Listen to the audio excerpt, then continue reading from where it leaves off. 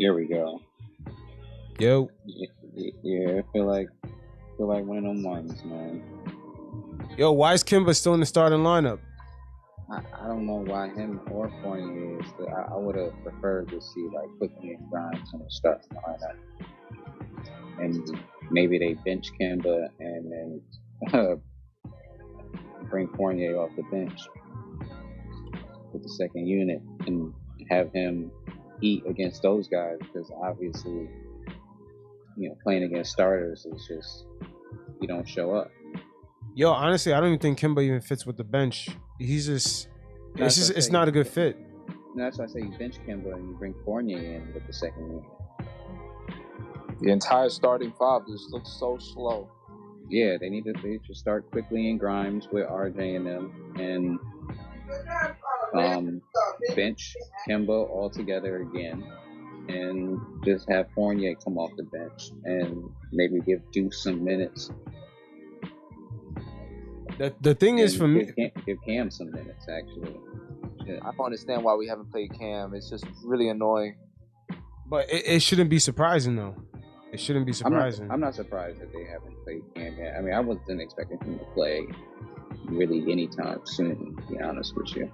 Even after the trade, because it was just like Tibbs kind of sticks with his guys. So I wasn't expecting him to shake shit up just because they went and got somebody.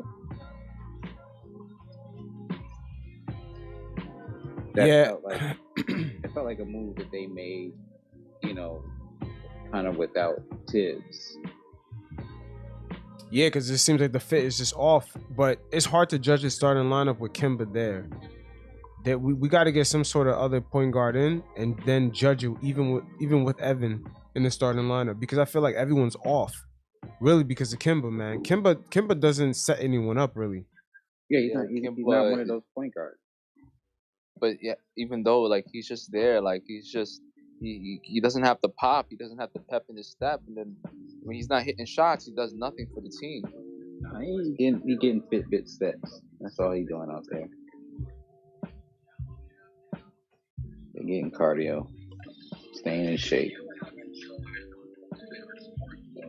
But it's Tibbs that's annoying me with the fucking rotations. Yeah, Tibbs is stubborn, boy. Obi, man, Obi got a rebound and fucking block shots to get minutes. Yeah, hit a three and everything, and then there he goes, back to the bench, as always. He doesn't know how to set up an offense. He's just getting outcoached.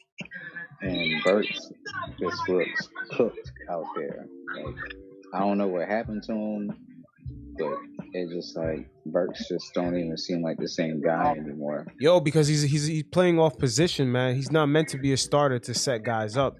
He's meant to be coming off the bench, getting his jump shots, being that spark. He's playing like that's what I'm saying. This whole Kemba shit is setting the whole lineup up and everyone up to be off balance. From RJ to Randall to Burks, man, everything looks off. It's too much of a drop off from last year. It's too much of a switch up, man. Yeah, we just need to move on from him. Like we did in the beginning of the season. We just sat him down. Like the same thing needs to happen, but like permanently. You got how many weeks left for the trade deadline? Like 2 weeks? Yeah, like two weeks. See what happens then. I'm hoping something happens before then, but it seemed like it may be like a trade deadline day type of move. When's trade deadline? I believe it's February 10th, if I'm not mistaken. Damn. I cannot wait. Yeah, you're right. It's February 10th. Something's gonna happen. Yeah, we just got way too many guys, man. Way too many guys on this team. There's a log jam, definitely. I love Kemba, but will he stop smiling? We're getting killed, and he's smiling. That's one thing I do hate. A happy guy. He is a happy guy. He's smiling. But when you get ass kicked and you just smiling up the court, and it's just like, dude, put your like monster face on and like get gritty, like. But when RJ was speaking to Bam in giving him that. I mean, I was off my couch. Kimba Yeah. is, Just giving it to Bam. That's what I need to see from all of them. honestly, I just feel like Kimba, he has like that mentality where, you know, he's living the dream. He made his money. He's playing for his hometown. At this point in his career, he probably don't even, like, he cares, of course, like, but he's just happy to be there. Yeah, he nailed it. It's Tibbs, bro. It's Tibbs. Tibbs. Why you say that? Tibbs. I tell you why. Because it's the starting lineup. The starting lineup don't fit together. I think the team is better. The roster isn't that bad. Tibbs makes it worse because Fortinaire and Kemba and Randall together as a trio, as a starting line, don't fit because they're not defending. Randall's not defending the way he was last year, and he's not making shots. And then when the bench comes in and we cut it to 10, right? And he's like, you know what? The bench is playing great. Let me bring back Randall, Fortinaire, and Kemba. And what happens? We go back down to 18, 20 points. It's like, just leave the rest of the guys that were playing well, and finish the half. Why is it okay to play Fortinaire and Randall the whole first quarter, but you can't play the bench majority of the second? Why do you have to bring Randall, Fortinaire, and Kemba to close the half? Why? I don't understand. Obi needs more minutes. I mean that's so. Cut Fournier's minutes. I think it did. Reddish? Is he there? Yeah, I'm here. And Gibson too. And Gibson, why is Gibson playing? This is not 2011. This is not the Bulls, bro. Put Sims in the game. The dude can jump out the gym. You know what I'm saying? He can get some rebounds. He can box out. He can give you. Nah. Wait, hold on. Let's not cap here, man. They're at the practices. If Jericho Sims is killing in the practices, then he would be in the game. Yeah. If he's getting his ass busted in the practices, is he? That's well, why. I'm just probably saying. Why he's not Gibson, in there. I don't think Gibson makes us better, bro. When he's on the, I understand he's a vet. Listen, I'm not trying to like knock Gibson, but at this point, we shouldn't be like depending on him. I feel Gibson is a guy that's meant for the playoffs to give you those 5, 10, 15 hard minutes of defending, rebounding, and fouling. Right when our bigs are in foul trouble, we don't need him in the regular season. We're the 11th seed. We need to win games now. Play the younger dudes. Play the younger dudes. Bigs are made of glass. And yeah, I know. That's why you got to put Obi at the 5 sometimes. Just deal with it, bro. Just deal with it. And where the hell is Cam? Holy shit. But Obi has terrible rim protection. Yeah, there's Who? interior. Obi, yeah. I know, but you got to understand we're not the same defensive team, so we got to rely a little bit more on offense. And to rely on offense, you got to go a little small. He's limited on offense too. I mean, I know he's hit a couple of threes in the that's last facts. game or so, but he's getting nobody open. Nobody's getting open. Nobody's setting screens. You look at the Heat offense compared to ours, it's like night and day. Nah, for sure. But also, nobody's cutting. If you look at Randall, he's behind the 3-point line. He never cuts, bro. When the hell does he cut to the basket, bro? It's like he just wants the ball at the top of the key, and he'll get an open look, and he'll pass. And he wants to post up. Yeah, he don't want to take the open look. He wants to take a stupid contested. Yes, he wants to take you off the dribble. He thinks. He posts up for the mismatch so he can turn around and shoot it away. He has an open shot majority of the time, and he won't take it because he want to do his stupid little handle dribble. Hold up. But what options he got, man? Because down low, man, look at Nerlens Noel. He's already out. Mitch is in and out the lineup at center. We don't really have an offensive threat at that position. And then the point guard situation is a question mark, man. What options we leaving Randall out here, man? I think Randall doesn't have much. I just want Randall to take the open shot every time he has it. I don't want him to freaking pass on an open shot, to dribble, then take a worse shot, a step back. For what? It's just the thing with Julius. It's just when he gets the ball stops moving. Like the Knicks, I feel are at their best when the ball is moving. Everyone's moving. Everyone's getting touches. When he gets it, everything slows down. You've got 3 guys standing in the corner, and the end product is a brick. And then the other team grabs the rebound, and they push the pace, and they get an easy layup on the other side. Yep. Like that happens every time. You know what the Knicks never do? Look at the Heat. I've been seeing this since Butler's been there. He doesn't get a screen from a big man every time. He wants a shooter to give a screen so he can have a shooter wide open. And when he gets the switch or whatever, he don't call Bam every single time. When we give screens, it's only Mitch and Gibson that give screens. Why can't Fortinaire and let's say Randall play? Randall doesn't set screen. You know, or like RJ with let's say RJ with Fortinaire. Like we need somebody to like a shooter to set a screen, not just fucking Mitch, because Mitch is not gonna get the ball all the time back. He's not gonna score unless it's allowed. You know what I'm saying? Same thing with Gibson. He's not gonna get the ball back. He don't need to be setting the screens because you're bringing a better defender. You're bringing Bam up top. They're gonna trap you. They're not gonna like sit back every time. They set we set a screen. If you notice, they trap us. They cut us off. When we set a screen, I forgot what I was gonna say, but we just don't use the damn screen well, bro. We don't know how to use a screen well, like, or defend it. It's fucking. Oh yeah, I was gonna say that Mitch steps back instead of cutting off the ball handler and trapping the dude. He just sits back every time. But other teams don't do that with us. They cut us off. They don't let us turn the corner. You know what I mean? They cut us off and they make us get rid of it. And mainly because their right? point guard is always able to get into the paint off the screen, and that's what ends up drawing a guy in from the wing, and then they have open threes to shoot. So that's how Tibbs' defense works. I think like I don't want to like the wings. I don't want to get a new coach because I'm tired of going from coach to coach. But there's only one coach that we need if it's not Tibbs, and that's Mike Woodson. You know what I'm saying? I don't know. He's the only one that brought us luck. I don't want. I've got a question. I don't really think Mike Woodson was really great on offense either. Have they moved the Knicks free throw line back 10 feet? They must have. They must have. Bro, they gotta practice them. They need to shoot 500 every single day or something. Because they're missing. Yeah, that's another reason why. 2 for 7. Shit is crazy. Yeah, man, it's horrible. We're just freaking everything. Yeah, man, but it's real tough to criticize Randall when you see another game with Kemba Walker in the starting lineup and another dud first quarter, and then you look at him right now. He got donut across the board. No assists, no rebounds, no nothing in 12 minutes. It's Tibbs.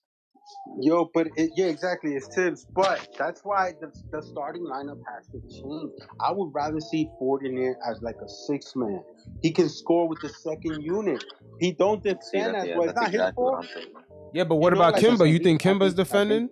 No, but I don't. No, he's not defending. No, but at this point, we put Quickly at the 1. Yeah, that's what I was saying. I would start quickly, Grimes, RJ, Randall, and Mitch, because it's not likely. They're obviously not going to do anything with Randall, but what about Cam? Not a starter. I would put Cam in the rotation, but Cam gets some of those Fournier minutes. He can't even get in the rotation right now. But that's because the Tibbs just doesn't want to play him, not because I know. Yeah, I know. But I'm just saying, somewhat realistically, a starting lineup you could get is IQ, Grimes, RJ, Randall, Mitch, and then off the bench. You bench Kemba. You bench Kemba. I wouldn't even put him off the bench. When Derrick Rose comes back, I would just remove him from the rotation altogether. Yeah, we have Derrick Rose and Cam comes off with that second unit, and then I almost forgot about Derrick Rose. Yeah, and Burks is probably going to be the one that's going to go. Yeah, Burks got to go at this point. He regressed from last year. I like Burks. He's not regressing, man. They're playing him off position. They're forcing him to start, and they're asking him to do too much. Why are they making him run the point? Just make freaking Quickly run the point. Because that's the position we're missing, man. We fucked up with the Kemba. It was a gamble, and it flopped. We got to answer back for that. That's what we got to see what they're going to do at the deadline. But we didn't even before Kemba was available, there was nobody out there. We didn't sign nobody. No, we could have had Schroeder. I would have took a but that came after Kemba, and like everybody hates freaking Schroeder for some reason. Like Laker fans, even Celtic fans, like Schroeder. I mean, he's solid. Don't get me wrong, but I don't know, bro.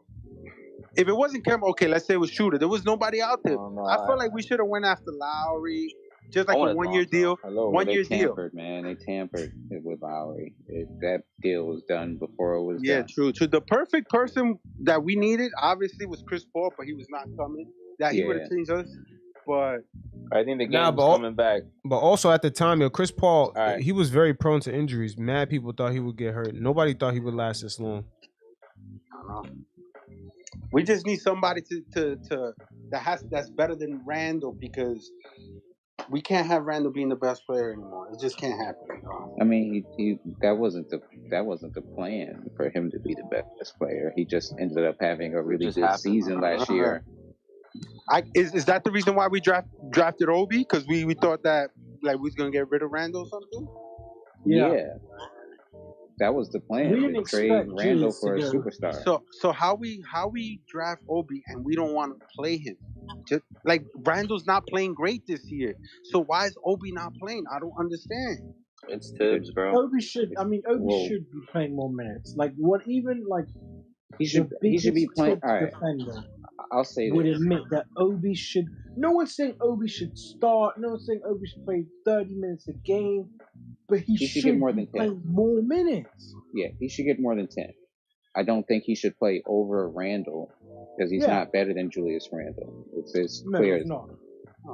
But he should definitely get more than 10 minutes a game. Facts for sure, bro. Like we made a freaking run, bro. And he brings Randall, 40, and Campbell back in, and it just went downhill. We cut it to 13. Oh, this shit is crazy. We need a point guard. We need another big because I like Mitch, but I don't think he's the future starting center. Noel gotta go. Like this is my opinion. Noel gotta go. Kemba gotta go. Fortner gotta go. Burks gotta go. Gibson gotta go. I got a question. Is that Noel contract? Is that contract hard to move? Do you guys think? Who? No, not at all. Who? Noel. No, not at all. Nah, he only got because only next year is guaranteed. He only got 1 year left. Yeah, they all got team options.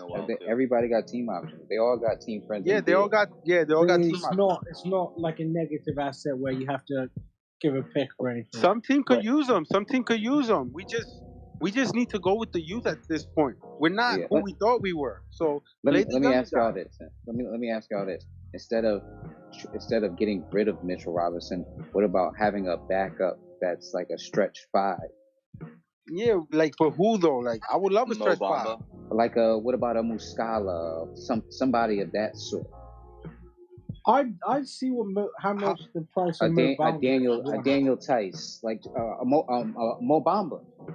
I'd see the price on him. If he's not that expensive, But to be honest, that's not a just give up like the Dallas first or something. The main problem is we need a point guard. We're like we definitely need a point guard. We're like a football team that can't get a quarterback. You know what I'm saying? yeah. That's who we Perfect are. We have never had a point guard. It's like we always making a trade for something other than a stud point guard. You know what I'm saying? Like we talking about centers. We need a fucking point guard, and we need a better starting shooting guard. Like Fortner got to come off the bench. He just has to. Him and Kemba don't defend. You gotta upgrade those two, right? And if Mitch and at some point upgrade Mitch, and hopefully, keep Mitch off the bench and send Noel packing. You know what I'm saying? I want to keep Mitch and upgrade Noel. Yeah, that's what I would think. Listen, Noel was solid last year. Like Noel's a backup, so it's not like the thing is he just hasn't been healthy this year. You know what I'm saying? Yeah, that's the biggest and he can't fucking catch either. He can't catch. He got butterfingers, and that's been the problem all year. That every time Noel comes back, Mitch gets hurt. Then Mitch comes back and Noel gets hurt. You know what I'm saying? It's ridiculous. All year. So that's another thing that why we haven't been good defensively. And that's another reason why Julia's been struggling. All other teams got to do is crowd up that paint because we got no other threat at the 5. And we can't protect the paint because we got Gibson in there. He can't protect the paint. He's an undersized big. He's really a 4. He played the 4 for the Bulls. He wasn't their center. You know what I'm saying? But it's two things though. We can't protect the paint because our center's been injured, but also our point of defense, like the Kemba and Wow, Evans, you saw that air ball by Randall? It's not. Other teams can drive. That shit was bad. Through the lane against us at will at Kemba. They just see him and they just go for him. Mm-hmm. Like when Rondo like 2 days ago, whatever. Rondo was eating his lunch. You know, it's another thing that when the starting lineup plays bad, he leaves them in there for till 4 minutes, 3 minutes in the quarter. Like he has a set rotation and he never changes. He doesn't. He won't. Like right now, Pop would have been like, you know what? I'm subbing 2 of y'all bums out. What the hell's Randall doing? Oh my God.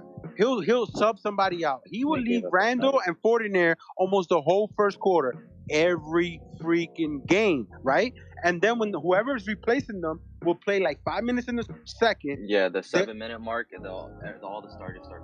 And they come back Randall in. comes in exactly at the 7-minute mark. And nobody's in rhythm. Nobody's in rhythm. He got to take the starters out earlier to get the subs in rhythm. And then you bring this, you know what I'm saying? Like, shit is crazy. If a lineup is working, you shouldn't change it. Once we had that, it was that IQ, Grimes, RJ, Obi, and Mitch lineup. That's what I was saying.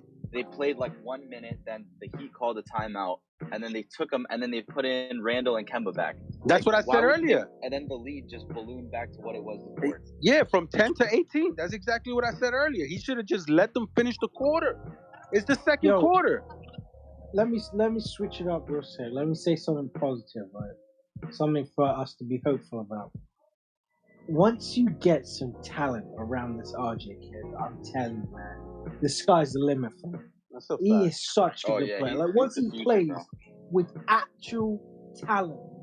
Oh, and another thing, another thing, I guess I wouldn't say a positive note, but one thing I can probably play devil's advocate with Tibbs and say he doesn't have like a set roster yet. I think after the trade deadline, I think once the dust settles and I don't think we're making made, a move, bro. To be honest, it's either we're gonna make a move or we're gonna stay where we're at. But we're gonna stay where we at. Watch. But I think once he figures out who's on the team and like who's gonna be here and who's not, I think we'll get a better rotation of Can players. I ask y'all, who do y'all think is coming besides Brunson? Is there anyone else? Because I think what do y'all think about trading Fortinaire for Brunson? And I only say this because the Mavs just lost Hardaway. They need another shooter. We have that shooter in Fortinaire. They like Europeans. I don't know if we got to throw something extra or if they actually got to throw something They don't extra. have no money. I'm not sure if Mark Cuban's Larry Bird itch is going to be that high, man. They got to match. His Larry Bird hope it ain't that high, man. He spent already too money on KP. I'm not sure if he's too big on these Europeans, man.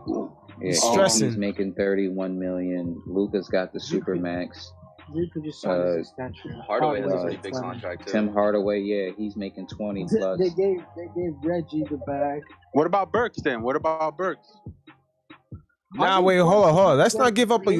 Some of y'all giving up on these guys way too quick. The roster is mad incomplete. The roster is mad incomplete at point guard and center, son. They gotta fix that. And then we could also build on Julius. I heard one of y'all said that RJ, if we surround him with better players, you could say the same thing for Julius, man. We surround him with a real point guard. We got a real center that can at least do hook shots or have some sort of post-up game. But you gotta move players, though. Who you gonna move? We're gonna move a lot of our young guys. Some of the guys that we all love. Some of them guys might end up going. No, Burks is I'm not moving our young guys to keep Burks, to keep Fortinaire. That's going backwards. I'm not saying they're keeping those guys, but some of the young guys that we all love, best believe they're gonna get rid of some of them. What we gonna do? Play everybody for 10 minutes a game? We got too many. We got too many players on this team. That will be included in the trade. And Alex for Burks who though? For who? Who you trading Obi for? I don't know. That's what I'm saying. You can't just trade him to trade him.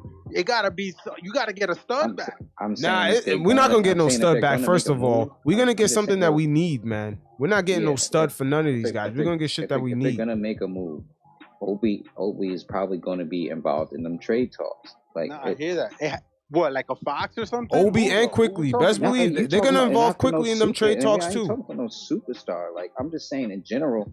Like Obi's like it. But then you're just making a move just to make it. You're not. You know what I'm saying? You're just making a move just to make it. Nah, they're not doing that. They're making a move to fill up that center role and that point guard role, man. That shit is vacant right now. There's a log jam. There's a log jam. So somebody has to go. There's too many people 2-3 position. We gave up assets. Like I guess Kevin Knox, you can say bad first round pick, whatever. But we gave assets to go and get Cam Reddish. Of course we have to make another trade. We didn't just give up those assets to just give Cam DMP. That's why you gotta move Burks. You gotta move one of the vets. You can't move. That's why one of them, someone is going to go by trade, whether it's Grimes, Fournier, Bucks. That would be crazy if we move Grimes. Grimes isn't going. They're not moving Grimes. They're not moving Grimes. If they would have moved Grimes, they would have did it in the Cam Reddish deal. Yeah, Grimes. And that still don't make no sense. Grimes won't but they didn't do it. It's one of those. We gave up a pick. It was going to be a pick. They gave up pick. They didn't give up. No, I know that. But what I'm saying is, let's say would it also been the Charlotte pick with Grimes? Or I just think Grimes? so. No. It probably would have been just a second rounder or something like that. Yeah. Not even. I think we might have came off with a pick. Honestly. Yeah, that's what I'm saying. Like, because if you're gonna give Grimes up, that's not even a fair trade. Because this dude's up for extension. Grimes was like a 25th pick. Yeah. Yeah, so I think we would have came off with a pick, but we gave up because we were giving up Kevin Knox. Like that's why they wanted a pick anyway. They wanted a pick for Cam, so you couldn't even trade Grimes straight up because they wanted a pick for Cam. And they got a bum first. They got a bum first round pick for Reddish. Someone's gonna get traded, Evan or Burks. It's one of those guys. They're gonna be gone.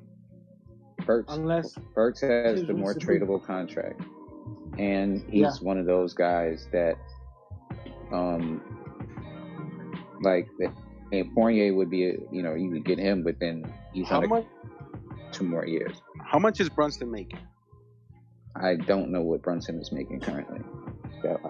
I'm just saying, could we flip Kemba and maybe would you flip Kemba and their own Mavs pick for Brunson? I know Brunson's a free agent. So ain't nobody valuing Kemba like that, man. Not right now. Not with them knees, bro. That's ridiculous. No, I'm saying because it's not just Kemba. It's Kemba and the Mavs pick going back to the Mavs. You know what I'm saying? Because they might lose Brunson for free. Brunson's salary right now is... That's something we can also do. Well, I didn't know, but I mean, if Tibbs has his way, you could probably trade Kemba this season, move Bucks to the 1, and then you'd have play Cam. Move Burks to the 1? I don't want more. I don't want that. I'm just saying, getting rid of Cam because there's too many people at the 2-3 position. There's too many. There's a logjam. It's because we don't go small. If we went small, they all could play. We're the only team that don't go small. We don't really have the 5 to go small. Like we don't have that. You know why? We gotta play fast, bro. Our pace is one of the slowest in the league. No, it is the slowest. Yeah, that's another issue, man. Yeah, no, that's what I'm saying. That point guard, it shows you that's a point guard issue. Yeah, of course it is. You know what I'm saying? And it's also because Randall want to bring up the ball and he want to walk up the court and go into a half-court offense every time. Like, well, because he got no choice. He got no choice. Well, what point guard is bringing up the ball and creating the offense?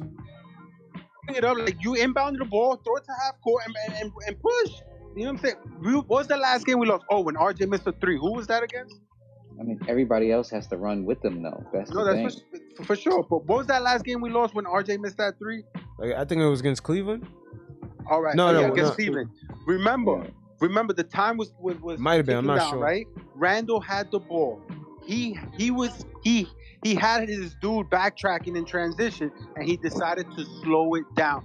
He had the whole left lane to attack, but I guess he wanted the last shot or something. Go get the bucket, bro. Get the foul, take the lead, and then get a stop. But no, you want to slow it down and then give it to RJ at the 3-point line. Even though he missed kind of an open shot, you could have attacked the basket because there was nobody in the paint. You know what I'm saying? He want to always bring it up mad slow. At this point, at the end of the game, he didn't have. You know what I'm saying? We had the numbers. Yeah, that shit was crazy. Just to answer a question, he currently makes $1.8 million. Brunson. He's on that Mitchell Robinson contract. So, like, getting him for Obi would be, and then we probably would take a pick. That's the only way if we get a pick, because you can't trade Obi for somebody who's going to be a free agent. But he would have to commit, Yeah, it would have to be like a sign-in trade. Yeah, like something like that, or not, because he'd be an unrestricted free agent. Well, yeah. I guess, yeah. But that would happen in the offseason. I'm saying that they wanted to do it before the trade deadline. How do you think other teams value Obi? Because I feel like us Knicks fans, we always throw a low value at our own players just because. No, I think the opposite. We always throw the overvalue. Like we did it with Shumpert. We did it with a lot of players, man. We in the trade, like let's say we want to trade somebody, and we like y'all just said, somebody has no value. Like maybe another team could use them better. We just don't know how to use anybody. No, I think I don't think that's the case, man. We know how to use the players. Our roster is just incomplete, man. Yeah, not with Obi. I mean, with Kemba, it doesn't look like we know how to use anybody right now because Tibbs don't even know how to draw inbound play, bro. You saw that last shot we got with Randall the other day. Oh my god. Yo, right now Tibbs is like, it's almost like Tibbs is the driver for the Titanic. It already hit the iceberg. He's trying to patch it up. He's trying to run downstairs. He's trying to freaking solder everything, trying to, make things work, but that shit gonna sink anyway. He got to fix that point guard issue, man. The front office gave him a pretty horrible starting lineup this season. Like, if we're gonna call a spade, like the Kemba experiment, tweak it, bro. You could tweak it. You could just. I understand. You can make adjustments, and I understand the thinking behind Kemba. Like, let's just take a risk. He's $8 million. If he bangs, what a deal. He's bad. It's only $8 million, but damn. But he got 2 years guarantee, not even 1, 2. Wait, it's really 2 years guaranteed? At what point do we start actually looking at Tibbs as far and just looking at coaching period? Because coaching plays a big part of all of this, man. No, he's not absolved of anything. He makes trash rotations. That's what I've been saying. He refuses to change the starting lineup. You gotta try Obi. He doesn't keep hot guys in. Like, he'll sub a guy that's killing just to keep his rotations intact. And it's just like, I agree. I mean, it's when we first took him on as a coach, when they first got him in the first place, I was not a fan of having Tibbs. I mean, the person I was looking at, honestly, really, I'm old school, bro. I was looking at Lionel Hollins over Tibbs. And Lionel Hollins. I don't think I was looking at Lionel Hollins. To be honest with you, I don't think he was ever in consideration with me. I mean, I ain't old school like that, but I mean, I didn't want Tibbs, but I was okay with it.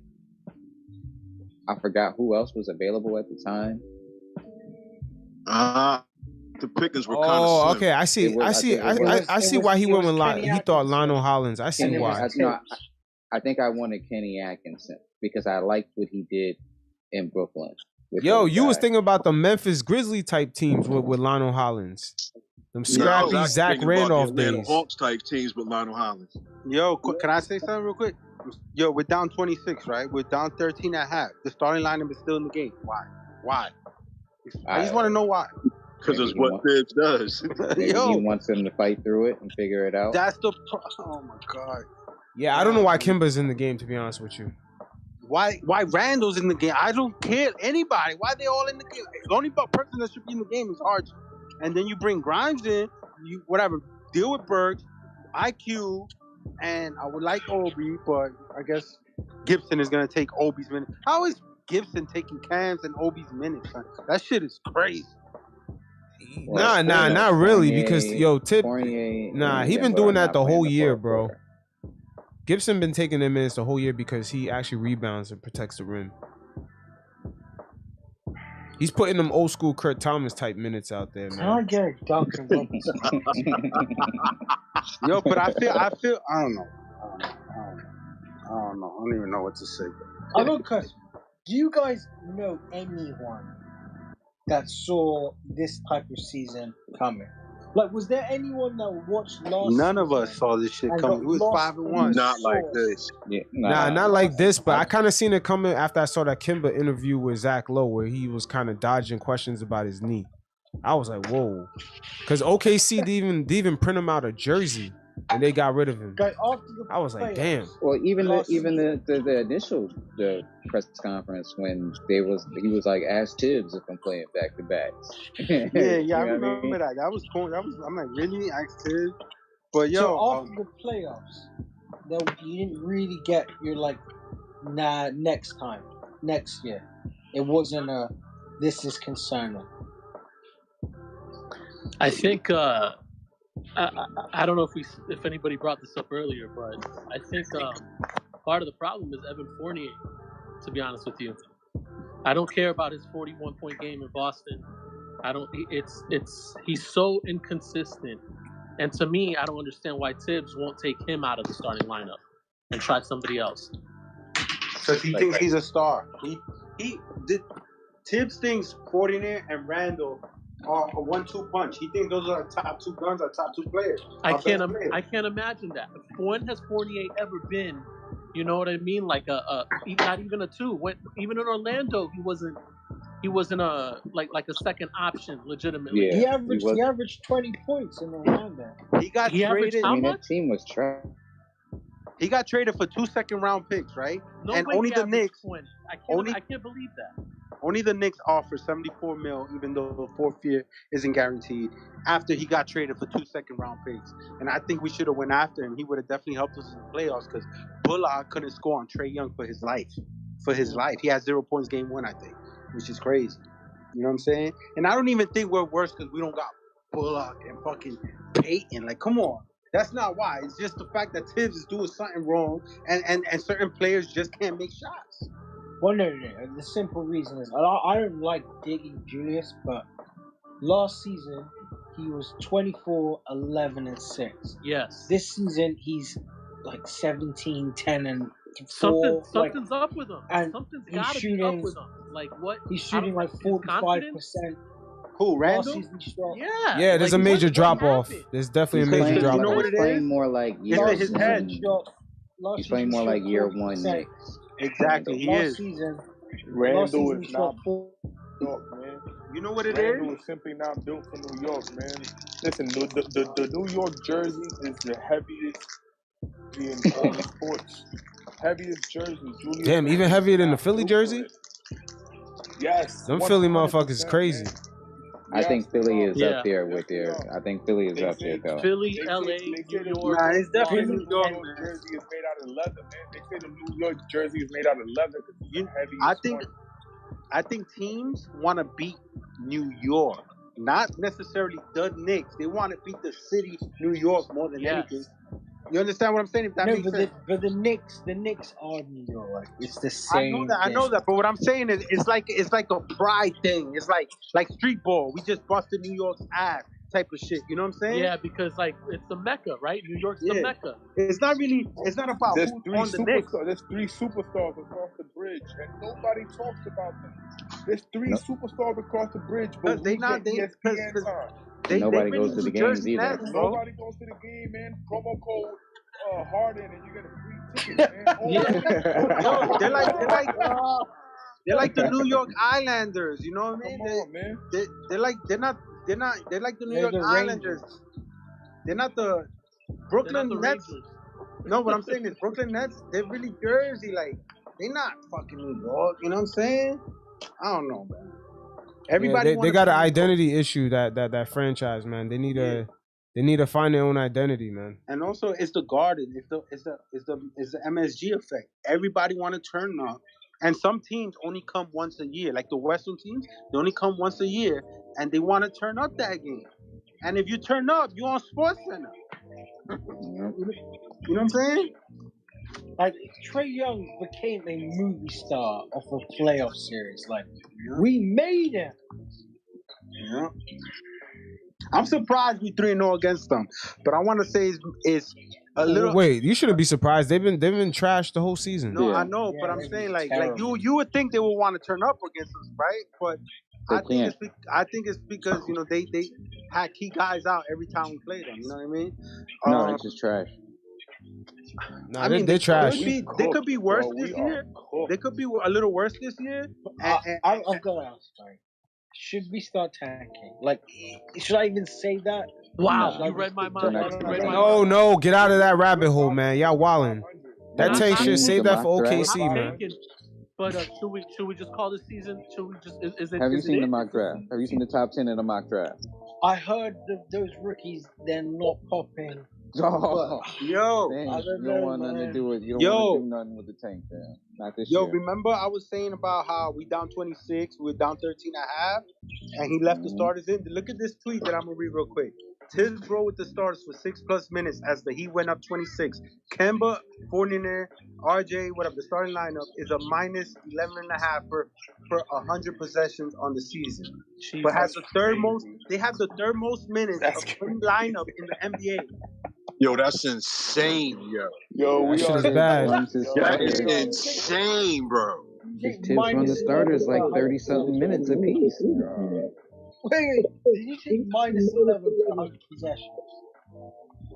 That's the third most minutes of any lineup in the NBA, bro. That's a horrible lineup, and it has the third most minutes. Wait, did you say minus 11 per 100 possessions? Minus 11.5 per 100 possessions on the season, but has played that's the worst. third That's most the worst minutes. starting five in NBA history. Oh, you dead ass.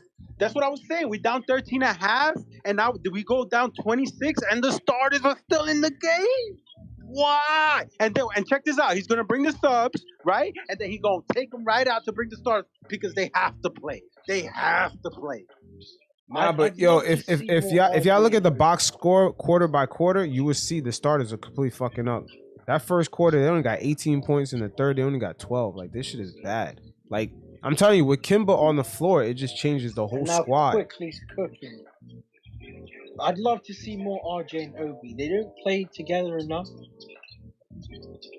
I say just play the youngin, period, man. Everybody else is playing their youngins. Yo, what Tim's supposed to do is instead of playing and Randall the whole first quarter, he's supposed to play RJ the whole first quarter and leave RJ in with the bench. You know what I'm saying? Can we be real about Randall, y'all? I mean, honestly, Randall is not even a fourth option of any other team in the NBA. And you know what's crazy? That he wants to be the star here. But I guarantee if he gets traded, he'll be fine with taking a lesser role somewhere else. But here, he wants the ball 24/7. If you notice, every end of the game, when it's a close game, and let's say, but in the final possession, Randall has to get it. And then he has to get it. Dribble till like 5 seconds left in the shot clock. And then it's over. We have a bad possession. We don't score for 5 straight possessions because the ball's going to Randall every fucking possession. This shit is crazy. Yo, give me De'Aaron Fox. Give me De'Aaron Fox and Julius Randle. All day. You know that the pace is going up, right? He runs the fucking floor. The pace is going Hold up. up, but y'all technically acknowledging that we have a point guard issue. But y'all keep going back to Randall. We know that, but it's more than a point guard issue at this point because it's the rotations as well. You know what I'm saying? I didn't even want. I think we've waited for a point guard so long. I'm willing to wait a bit longer. We don't need Fox that badly. The guy shoots 37%. He's not a good defender by any stretch of the imagination. How the hell we blame Randall, but we say trade for Fox? We technically saying we got a point guard issue. Has Fox ever played in the playoffs? Like he did? No. Is that the Randall's energy, bro? His vibe, his body language. That's what it is. That's what it is. He's not hustling. He's not defending. He's not taking the first look wide open. He's trying to do too much. Thank you for saying that. His body language. Can I ask? That's what it is. Horrible body language. And if he was playing hard, we'll accept it. But he's not. You could tell like he's taking some plays off. He's complaining to the refs. He's complaining to the refs and think that we're gonna give him a pass because they didn't call foul for him. No, we're not gonna give you a pass. Go back on the other end and defend. You know what I'm saying? And then his playing hard is running on offense when someone else has the ball, setting a screen and giving an offensive foul. And he's just runs into that. I'm telling you, the scouting report is out on him. Last year, he was shooting over 40% from the three-point line. He was cooking, right? This year, they're not buying it. They're like, you know what? I want you to shoot. So he don't want to shoot. He want to take people off the dribble. He want to show off. He want to hear the oohs and ahs from the crowd. No, take the shot. The reason why you're not making your shot because you're second guessing because you want to put people on skates. You want to, you know what I'm saying? Just take the fucking shot. They letting you shoot, but you don't want to shoot. It's just the mid range. The mid range is just not falling. Was Randall's defense even on point like that last year? It was. He was actually giving way more effort. But you know what? I don't recall that. I don't either. I don't recall that. It was also Payton and Bullock helping him. That was another thing. It wasn't lights out defense, but the team, like for all 48 minutes. But that's how it was good team. They played good team defense. I think we're forgetting a big piece of that defense too was Mike Woodson, right? Like Coach Woodson. He was there, yeah. You know, helping with that second unit, helping. And then he left, but he was there. Yeah, I mean, the minute he left towards the end of the season, you could tell how the defense fell off last year. But, you know, Bullock and Payton did pick up some of Randall's slack. Right now, nobody's picking up his slack. Listen, I want to hear your point, but I'm not giving Payton any credit. No, neither am I. I just know. He's right, though. Payton played defense. Payton was known as a defensive point guard. Listen, I said that before. Bro, I said it before. I'm not going to come here and say that, you know, we're trash because we don't got Bullock and Payton. I'm saying that Randall's defense is not being picked up because we don't got those two. I'm not saying the overall defense. I'm just saying Randall's defense.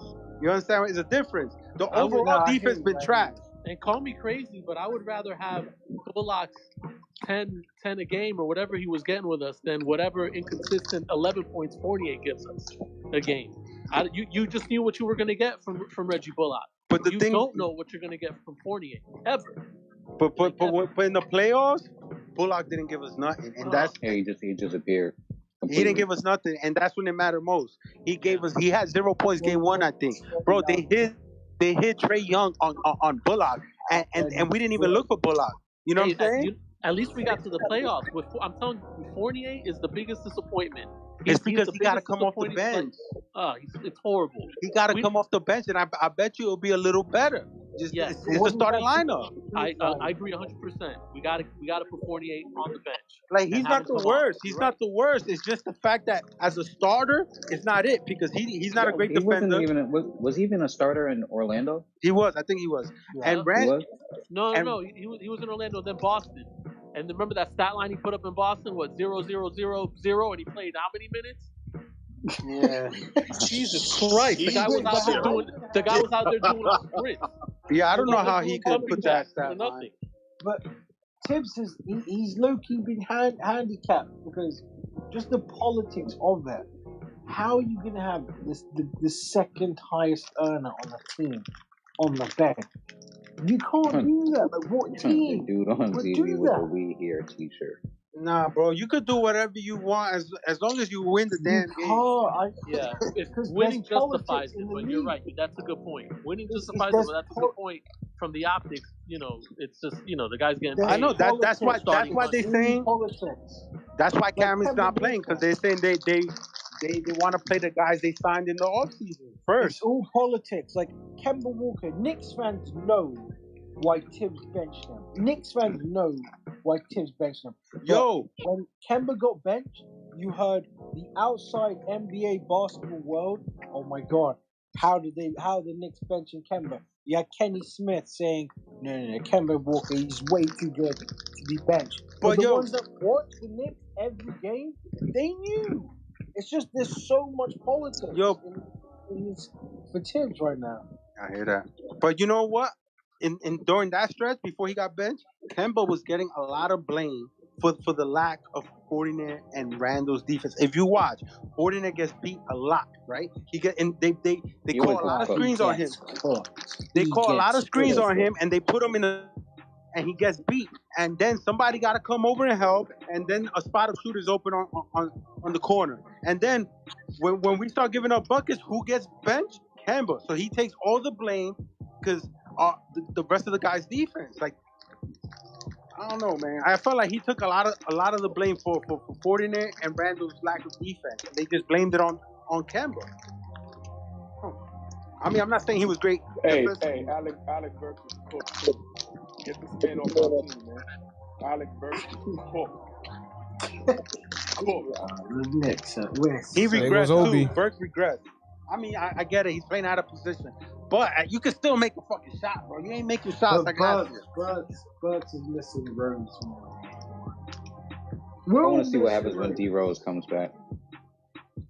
I mean, the bench is gonna turn up when he come back, but Nah, when he come back, Kemba better get a bunch of DMPs, man. When he comes back. Yeah. but who's gonna start, Burke? But one thing, I do trust. I'd rather go with Burks. I do trust the front office. I don't. I Yo, do trust it. When Burks was starting, we was losing games. When Yeah, Burks we're was 2-7. starting, 2-7. we weren't doing great when Burks was starting. Then Kemba came back and he started cooking. Then But Leon do Rose they- better get on the phone, man. I mean, cause these dudes been mad quiet. We got Leon Rose, Worldwide West, two big ass figures in the basketball world, man. These dudes been MIA. They hardly do interviews. They hardly say anything. Yo, they got to start making some moves. Yo, you said the Knicks were 2-7 with Burks as the starting point guard, Yeah, they were. and that was against the Hawks, and it was against the Hawks. The first game he started, he had like 24, great game. I don't remember the second game, but he didn't play great at all. Did he get us wins though? You said 2 wins, right? 2-7. And I said, yeah. Did he get us wins? No, he That's didn't what get I'm us saying. wins. He didn't So play great. why would we want to start him at point guard? I don't want to start him. That's what I'm saying. I don't want to start him. Yeah, I don't want to start Burks. I don't want to play Burks at point guard at any point of the game. Exactly. So like, who we gonna start? If we're gonna bench Kemba, fine, we're gonna bench Kemba. But who's starting?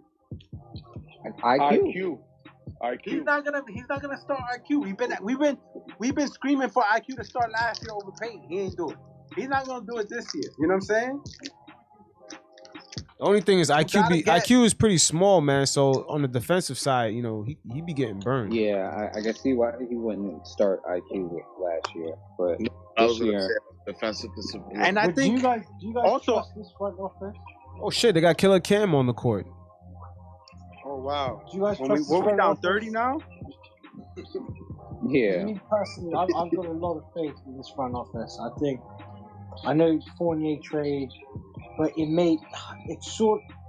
I don't know if the Fournier one made sense, but the Kemba one made sense. I feel like. I think the draft picks of Obi, I think that's a good draft pick. IQ at 25, incredible. Grimes, McBride, I think they're all great draft picks. The dude trade for Dennis Smith Jr. in the second round pick. I think that's That was amazing. That was the best finesse since the Marignani trade. We might as well just wait it out, bro. We're not like to make a trade and not really do anything in the season. Don't just wait for the off season or to see who wants to do a salary dump. See who, you know what I mean? Like who will attach a pick to in a salary dump. Because if we try to make a trade and it really doesn't, let's say we trade for Brunson, right? Let's just say. I don't Where's know for Eric who. Bledsoe at? I don't know for who, but let's say Burks is still on the team. Watch fucking Tibbs still start Burks over Brunson. I don't know. Wait, Are you who guys over put the Brunson? faith in the Wait. Who over Brunson? I don't think so. Who over Brunson? I'm saying if we trade for Brunson and Burks is still on the team, I bet he'll start Burks over Brunson. Yo, you're wild. Yo, dead ass, bro. This nigga Tibbs is crazy. Yo, you're not playing Cam, so why would I think Brunson's gonna start? Why would I think Brunson's gonna start? He got no Hey, loyalty we to. got two main issues with our team, and the two main issues. Bro, two he main has issues no with our loyalty team. for new players. He's gonna play the guys that were here. Tibbs ain't Fizdale, bro. Come on, man. Wait, hold on. Hold on. What's Bro, the two we main traded issues a with the first team? round pick, and this guy had played 5 minutes the first game. He DMP the second game. I heard y'all say that he just came in the game. Cam, I'm talking about Cam. Like Cam should have been playing, bro. Like, Hold on. Somebody was talking about two issues with the squad. What was you saying? Nah, the two main issues that we got, I mean, that we all know that we have is, in my opinion, is coaching, and we don't have a true floor general for a point guard. If they fix those two problems, it'll look a little different. you know what would have fixed exactly that what I've been in the saying. offseason? I think we should have. I wanted DeRozan, bro. 100% agree. They didn't want to get DeRozan because they said, "Oh, him and RJ probably won't mix." I thought him and Levine would have mixed, and they kill it. Yeah. He takes the ball out of Randall's hand down the stretch every time. If DeRozan was, he's a ball handler. He's automatic from the mid range. You know what I'm saying? He would have helped a ton. And we went for more because we wanted a spot up shooter. I feel like DeRozan and Levine works more because Levine, he does, like, he can get his buckets whenever. RJ, I know he's got his catch and shoot, but I think RJ, we're seeing him best when he's ball dominant and he's attacking the rim. Yeah, but they can take turns. Levine and DeRozan take turns too. They don't they take turns. You know what I'm saying? That's what it was. They wanted a spot up shooter. You know, they wanted to add shooting because we were in a great percentage-wise. We shot great last year, but overall, we didn't take that many attempts. You know what I'm saying? Yeah. So we wanted to get another shooter. We could have got DeRozan, but whatever. I don't think we made an offer, and that's why we didn't get him because they wanted a fucking shooter, like a shooter that don't defend. DeRozan shooting like. I mean, he's absolutely phenomenal this season. They went for all offense but wasn't he shooting like 20-something% from three last season? I mean, he didn't even shoot threes last year. This year, I mean, he sizes everybody up at the top of the key. He brings them near the free throw line and it's a mid range all day. It's just money. It's money. You know what I'm saying? That's all we needed because he runs. He runs pick and roll. He uses the screen very well. Every possession, he's getting that screen. That's like a point guard right there. Man, he may not make the pass, but he's gonna score. He's gonna take it out of Randall's hand. If you thought Julius would give you 80% of what he gave you last year, and you want RJ to continue growing, you make a move for DeRozan. If you thought Julius could do what he did last year, this year, yes, I wanted DeRozan, regardless of what Julius was gonna do this year. I still wanted DeRozan because we needed that other score. We needed that extra score. We didn't have it in the playoffs. Randall didn't. The only person that kind of showed up was Rose. You know what I'm saying? Yeah. And even when Rose started, Julius wore a mask when he went to go sign that contract. When Rose started, remember we benched Peyton in the playoffs, and Rose started. Rose didn't play great to keep it a buck. He's better off the bench. You know what I'm saying? More passive. He was like, all right, Randall, you work. But when he came off the bench, even when he finished games, his mindset was still to attack. But as a starter, let RJ work or let Randall work. But off the bench, his mindset was the opposite. He's like, nah, I'm coming off the bench to score. But as a starter, it wasn't the same mindset.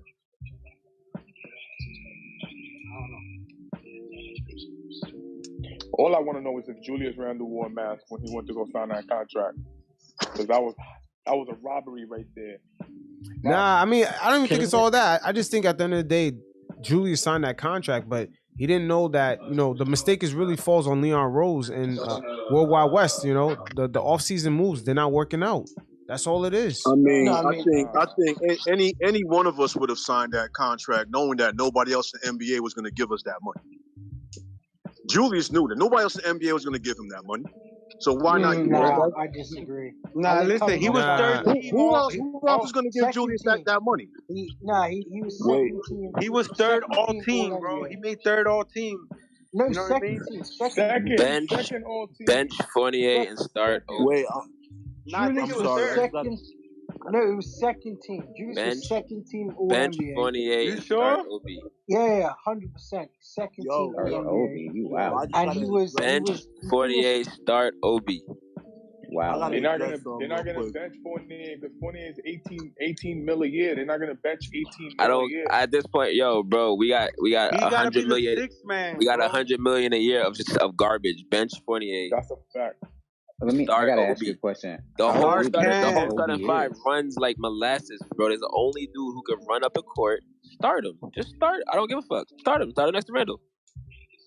Hell no. There's not enough shooting on the floor, man. It doesn't matter. We're gonna get cooked. What is 48 shooting today? He had 2 threes. and minus 80.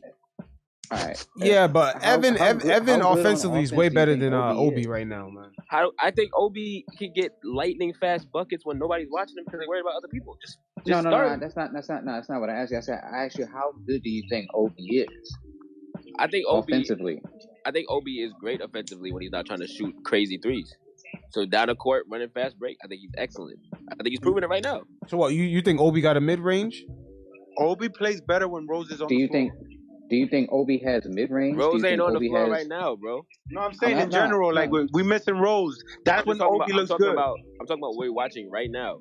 Rose is not on the floor right now. Does Obi have a mid range? Yo, I'm not watching right now. To keep it above. Oh, you're not watching? Oh, okay. Nah, yo, I'm watching the game. I guess Obi just got like 8 points.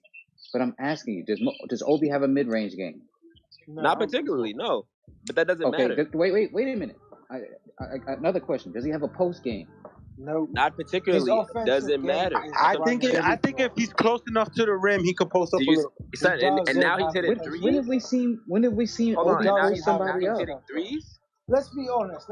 He does. He's hitting. This is the second game he's been hitting threes. This is game number 2. He's been hitting threes. I don't want to hear about Obi hitting threes. What I'm trying to say look at his yearly percentages. What I'm trying to say is none of that matters if we can't get any easy buckets with the starters.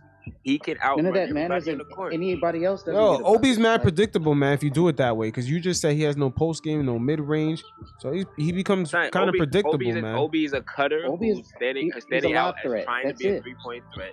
You got to put Obi in pick and roll. That's what you got to do. Pick and roll. We have no player on the court like that when our starting five is on. We're the only NBA team that runs an offense like that. When Obi's on the court, then you should say, gotta go pick and roll. Then you should ask for the Knicks to fix that point guard issue. Then we need to fix the point guard issue. But if we're talking about what they can do right now, like tomorrow, that's one thing. No, that's not the thing. Yeah, I don't think that's gonna work. It sounds like it sounds practical, but I don't think it's gonna work. I don't understand how many times we gotta watch the starting five do this garbage before y'all can see that. I don't. We can all see it. I've been seeing this garbage. Trust me. We can all see it. It's just. Some of the suggestions are. But what we need, what they're missing is not even just they don't have enough shooting, they don't have enough. I mean, we want more of that, sure. But what they're really missing is they have no athleticism and no speed. The starting five, exactly. Quickly, that's what I'm saying. Like, it really don't matter if you start Cam or Grimes. Quickly has the speed, but he doesn't have the athleticism. We need athleticism. What's athleticism? What is it? Like saying we need Russell Westbrook. Like that's, no. I'm sorry. We don't need a completely garbage, inefficient player. But that's not what Obi is.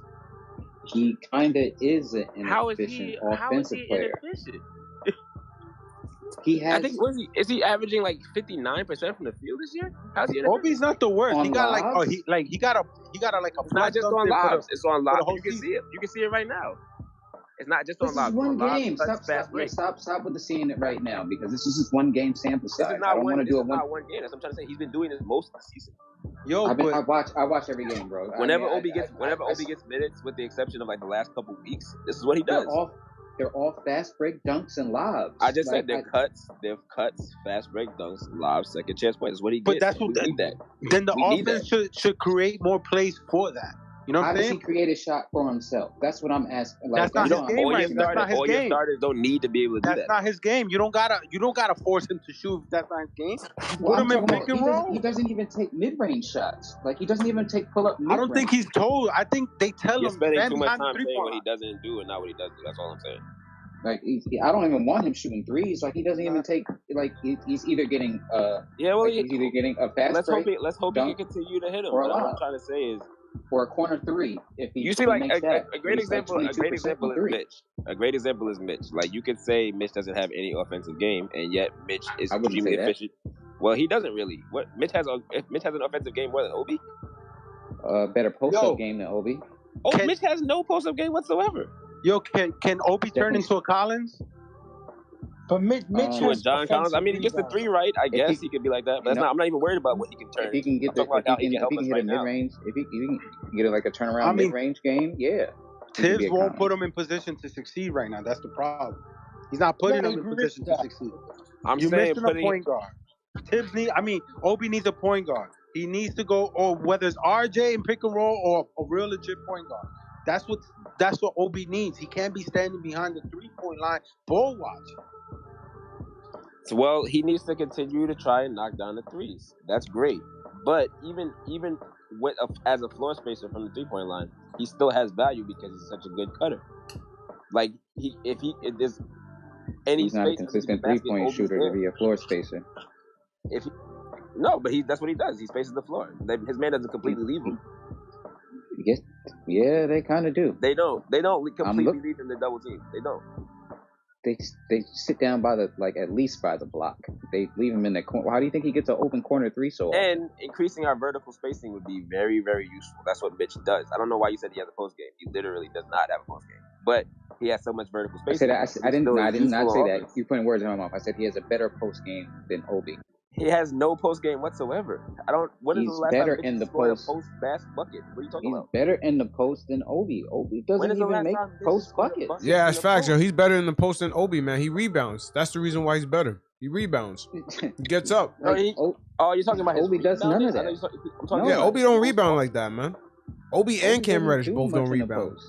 Obi's getting fast break dunks. Either way, Mitch is and still lobs and corner threes. He's getting wide open corner threes. Yeah, those are good things. They sag off him because those are good things. But those are good things. They're not good things if he doesn't execute. And if he continues to sag, and if they continue to sag off him, he can keep attacking like he did in this game. And let the kid help. Can I get one? He can help. Yo, you're mostly talking about garbage minutes, man. He's just plugging a hole and then there's a leak somewhere else. You got to be judging the games that we winning, man. You can't be judging these games that we losing. Obi got to be doing this when we winning. That's why Obi leads the team in plus minus, because he helps win and everything. He helps the team win. We start scoring more and giving up less when he plays. Almost every game he plays. Doesn't even get enough minutes to make that. Nah, man, that's because the unit that he plays with. He was still doing that's because the unit, man, of quickly, bro. That's not because of Obi. That's partially recency bias. Yes, you're right. What do you mean, the partially best point guard recency bias? He averages about 10 minutes a game. Yeah, in the last month or so, he was getting way less minutes. But in the first month and a half of the season, he was playing around 20 minutes a game, and almost every time he touched the floor, he was leading the team in plus minus. He was leading the team in everything, almost. Defensive rating, he was leading the team over Randall. And Randall is because Randall doesn't play good defense. I'm not even gonna. I'm not gonna cape for Randall. So using that as a bar, using Randall as a bar isn't really that high of a bar for defense. What? I don't think you understand what I'm saying. I'm saying the guy who plays every time he plays, the team looks better, should play when it matters more. That's because the unit that he's playing with. Better. Anyone in that second unit is going to have a better plus minus. I agree. Grimes should also be playing a whole lot more and potentially. I feel like he should start. I feel like he should start over Fournier, not Obi. Yo, guys, I'm heading off. All right, stay up. I need these chats. It's therapy for me. I feel you. Because otherwise, I gotta say. If we played our bench unit, all right, stay up tonight, we would have won this game. All right. I don't think our best unit has Obi. But if we played our bench unit, we would have won this game. Bench? Just our bench. We could have won this game. No, against the Heat. Bench more. Nah, man, this is the best team in the Eastern Conference, bro. I don't know what you seeing, man. You're bugging. I'm seeing this team look as good as they usually look, which is pretty damn good, and we just look completely listless. The only time we haven't looked ridiculously listless is when the bench is in. You haven't addressed the real issue yet. You haven't addressed the starting point guard, the issue at center. I have addressed the starter. That's what I'm saying. You went straight for Randall. You went straight for Obi over Randall. Randall doesn't even matter to me right now. Randall is suffering and it's really hurting the team, sure, but I don't think it's a moot point to talk about benching him anyway. So you could talk about benching Kemba for quickly. I don't really think that's gonna make a difference, but you could try it. But I don't even think that's the answer. I just think they completely gambled on the Kemba situation when he is not, and it's not working out.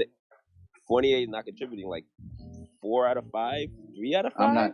I'm not games? disagreeing with you about Fournier being bad, and he should be.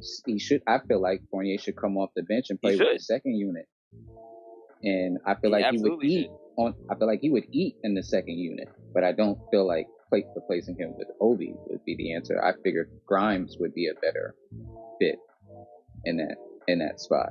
We've seen Grimes with the starting unit and it didn't really work, but yeah, we can see it more. One thing we've never seen is a starting unit with somebody who has the skill set of Obi Toppin, and they need it. They need it. Wait, you mean the burst of Obi Toppin? That's true, but we have seen a starting unit with somewhat capable point guard play, and it's still trash. It's not like Kemba's been awful every game he's played. Yes, man, he's been awful for most of the games, dog. What are you talking about? Yeah, but it's not what I'm saying. We've seen when Kemba, even when Kemba's playing the point well, which he has before in this season, we're still not clicking as a unit. We're still slow. No, he has not played the point well, man. Look at his assists per game, man. Yo, look at his game log with assists. Bro, I'm not talking. You're not listening. I'm not talking about his averages over the season. I'm saying even in the games that he's played well, which he has had some, just like Fournier has had some. In those games, we still have all of the same problems. Yo, Kemba only has 3 games for the whole year where he averaged more than 5 assists. So what is this point guard play you're talking about that he's been playing well? Yeah, but how many assists? The 5 more assists is not the only metric by which you can play the point well. All right, so are you? I feel you on that, but to be a starting point guard and to play 27 games, you only have over 5 assists 3 times. Dude, yeah, that's a little off. I don't want Kemba Walker to be my starting point guard right now. What I'm trying to tell you is, regardless of the point guard play in the starting unit, whether even that position has ever looked good or not, even when a couple of games Kemba's looked good, the starting 5 still looks slow, still looks unathletic, still can't get easy buckets. Nobody can break down any defense. Nobody can outrun anybody. Everything is all one-on-one, pass around the perimeter, Randall try and do some bullshit. Every time, no matter who's playing well, because the starting 5 just doesn't have enough talent. Athleticism. When has Obi attacked the rim off the dribble though? Obi just did that. Okay, you told me you didn't want me to tell you about this again, but he just did it. No, because I don't want to talk about 1 game sample size. It's not a 1 game sample size. It's not a 1 game sample size. Over the course of the entire season. Bro, it's season. not. It's the fact that you say that is insane. It's not a 1 game sample size. I'm talking about facts here. When has Obi? It's not a 1 game sample size. I don't know what you want me to tell you. He's done it. It's not that he doesn't do anything a lot because he barely plays, but he does. I know he only gets 10. He only gets 10 minutes a game, but he does not. When he gets the ball, he's not really breaking anybody down. Because he needs to play a little longer for him to really. I'm back. I'm back. He needs to play longer for us to see. He barely gets a chance to do anything because he barely plays. But when he does play, so how are we so sure about? How are we so sure if he doesn't? Because we have seen in the games where he did get 20 minutes a game. And when he did lead the team in plus minus, which was a lot of the time, like the first 2 months of the season, he was our best player from that metric. Wow. When he was doing that every game, not just 1 game, not just 2 games, every single game he got on the floor, he was leading us. He was leading us for the season. Did y'all when see that was happening? Yeah, but that's mostly credit to the unit that he plays with, man. That's Derrick Rose and Quickly in that unit. That whole unit plus minus. It's also credit to him, which is why he individually. Of course, credit to him, but I can understand if Obi was the type of player where you saw him go on the dribble, like cross guys up and then do a jump shot or just make a post move. He's not that type of player. You got to set him up in stride. Beautiful, Sims, and that's another person who should be fucking playing more. It's Sims. That's what I said, Sims. Y'all saw that alley-oop from Sims? That's another person who should be playing. Yeah. Like, come on! I said that. Well, his contract. Yeah, but this is garbage time, man. This is garbage time. That's a fact. But that's the point. It's not about the number of games, bro. You look at what's the name? Look at who is it? Mitch and Taj foul out, and this dude can't play Sims. Yo, he puts in Burks. You remember that game against the Hawks? With that game that Burks started against the Hawks, Sims played that game. I think Noel was out. Gibson, somebody was out. That Sims was a factor in that game, bro. Do you remember the game where Mitch and Taj fouled out? Like about a week and a half ago, maybe. Yeah, and he brought in. And he brings in Burks instead of Obi or Sims. Yep, and we lost because of that. And I'm not even saying bring them in at the end of the game. Bring them in earlier so that you can soak up some fouls. And Burks missed the game winner that game. He didn't want to. No, bring them in earlier so you can soak up some fouls so that they can stay on the floor for the end. Exactly. That's what I'm Play saying. them. Play them. It's a coaching thing. It's a coaching thing. This is all a coaching thing, bro. We're talking about lineups. This is all a coaching thing. It's all about It's about this league is about matchups. It's how That's you a match up. If you're talking about lineups ever, it's a coaching thing. Yo, let me ask y'all a question. Since y'all critiquing Tibbs so much, what offseason grade do y'all give Leon Rose in Worldwide West, man? I didn't want to sign Noel or Fournier, but after that, I like everything he did. Fine, it's okay. I mean, off season. Wait, how you like everything he did when you're critiquing the lineup so much? Because I don't mind taking a flyer on Kemba. I think that was a good move. I don't mind re-signing Burks. I think in a vacuum that's a great move. I don't mind.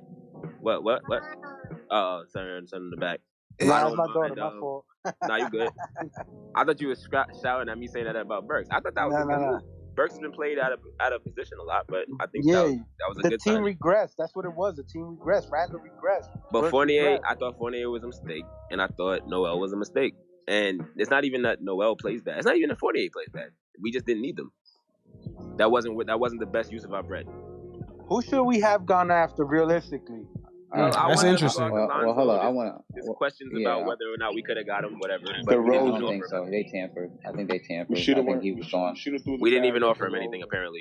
Who? I don't think we get. I don't even think we got a chance to. I don't think we got. Lonzo? I don't think we got a chance to. Lonzo was I'm tampered with. I wasn't crazy about Lonzo because I felt.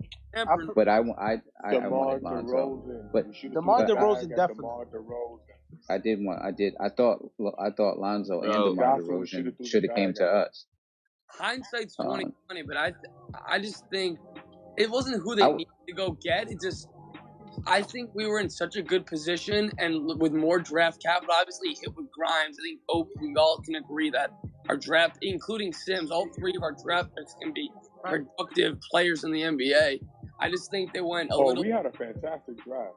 We had no business signing Fournier into that contract. That was another Tim Hardaway doing.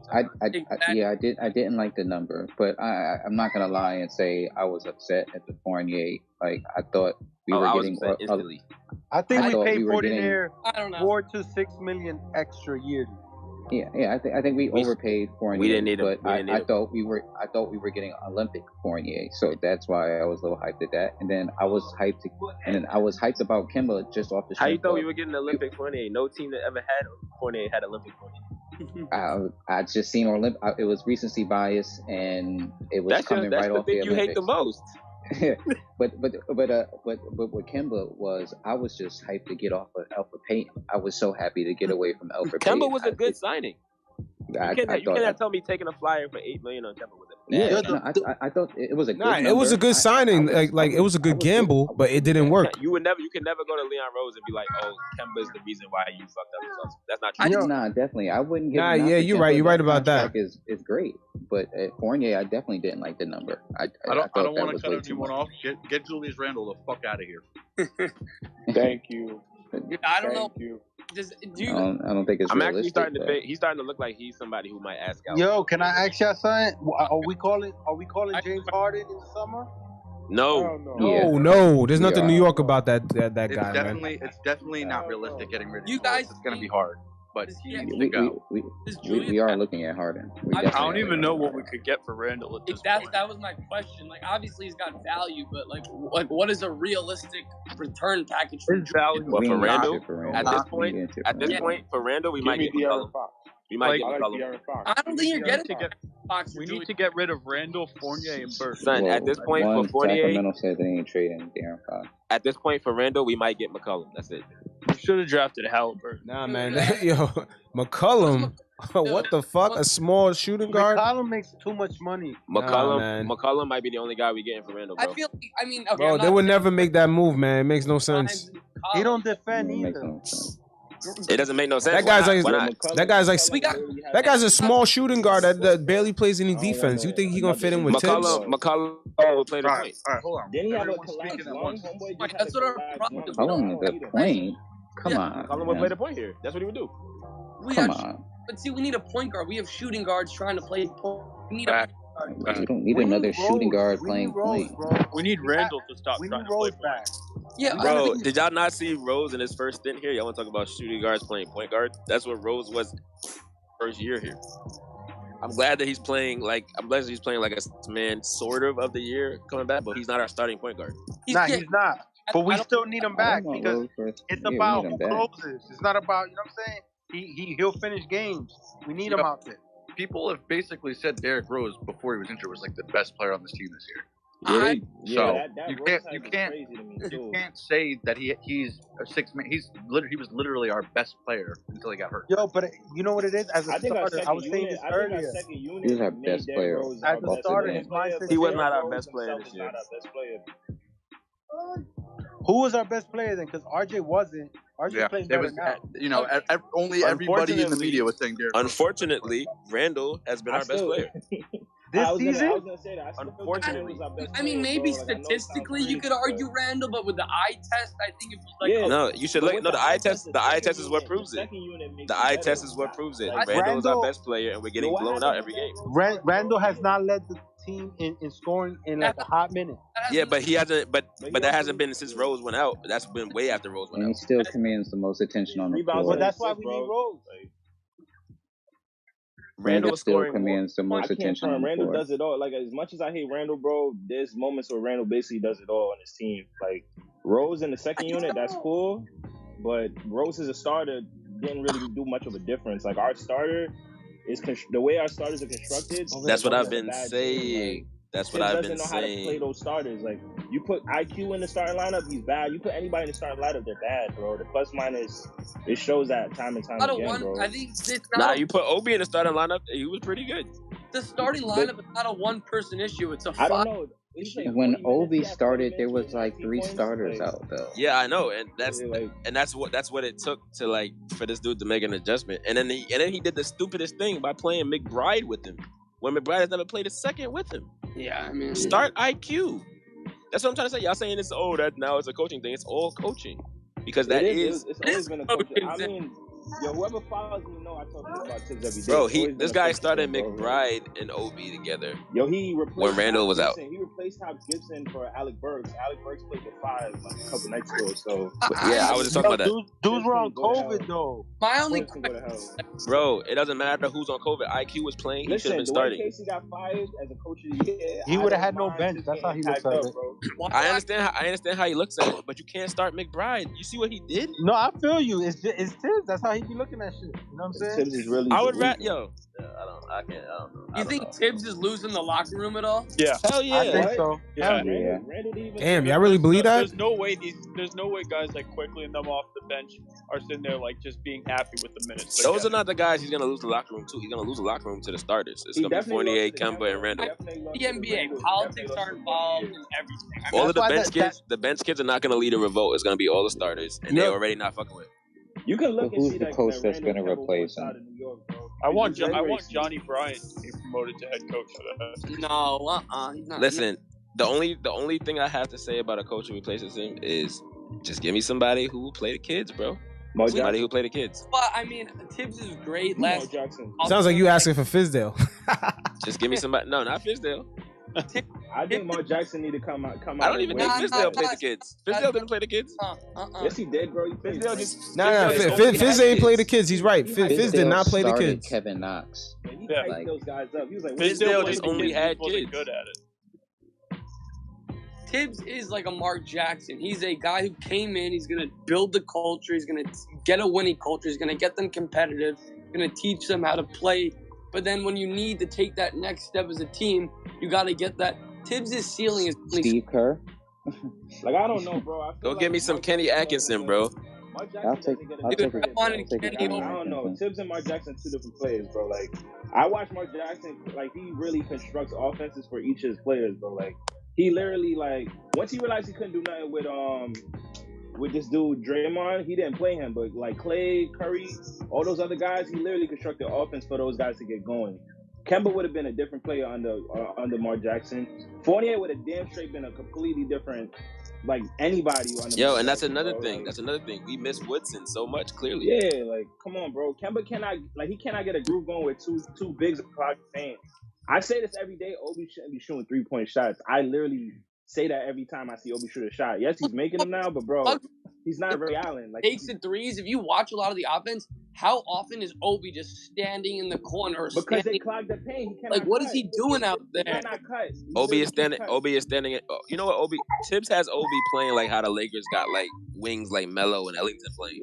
Yeah, just stand there and wait. You gotta put him in pick and roll, man. But even that, he can't go to the rim if two bigs are sitting in Yeah, but then he kicks out. He gotta kick it out. If he gets it in the middle, he has the lane. But Obi also play makes from that 3-point line. Obi has decent post moves though. I'd love to see Obi get the ball in the block a little bit more.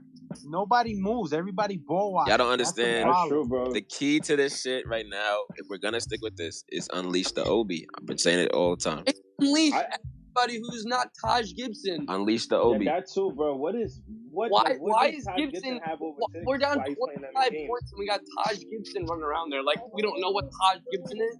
Bro, I've been saying that, bro. I've been saying why is he playing? We're not the Bulls. It's not 2011. I think Jericho Sims can get foul machine. I would love to see 6 minutes of Taj Gibson go to Jericho Sims every single night. I think Sims could definitely play in this like. I think Sims is on a 2-week contract. He can only play with so many games. Okay. But then, like, if he's gonna sit at the bench, let him go to the G League, like McBride. He is in the G League. He's in. No, I think Sims in the G League. Oh, is he now? Yo, what about McBride? McBride and Sims are in the G League, but they suit up. I don't think they make McBride ready for NBA playing time as much as like people having their hopes up with him. I don't know. I don't know. I'd rather Grimes play I'd rather Grimes play McBride minutes. Like I think Grimes is more. I'm almost. I mean, I know politics are big. Obviously, Fournier got a 4-year big deal, so you can't just like bench him. But like, I feel like the way Grimes is played on both sides of the ball. There's an intent. Like he was getting blown by Duncan Robinson. Yeah. You keep Duncan Robinson in front. Everybody in the league goes by him. Any people in the Y will by him. I think Taj, not Taj. I think Tibb needs to be consistent with what the fuck he's doing because he benched Kemba for 9 games playing like shit, and Alec Burks had a 0-point game, and I guarantee you he gets 15 minutes of play next game for absolutely no reason. Obi turns the ball over 1 or 2 times, and he's done for it. Like that's it. He just goes to the end of the bench. And he doesn't get up for the rest. Obi bricks a 3. He gets out the game, and literally his only option is to shoot a 3. Like it's just. It's I mean, I shot the ball well tonight, but I think like Obi hasn't shoot like besides tonight hasn't really shot the ball well or shot the ball with a lot of confidence. It appeared, and I think that's a lot because. He knows that if he misses it, takes a 3 and misses it, that in the next one, Tibbs is going to yank his ass and put Julius back in. That's not confident for your second-year player. Yo, bro, Obi can't shoot threes. We know this. Okay, cool. Tibbs is going to drain all of my man. Is he's still averaging 52% from the field. Let him do what he does well. Let Mitch do what he does well. Tibbs got to go like tomorrow, bro. I mean, we just need a coach who's willing to play young players and, like, develop them. We're not a win-now team. Like, as much as I'd love to win every fucking game, like, we're not competing. Like, if you watch the way... We are playing a different sport than Miami.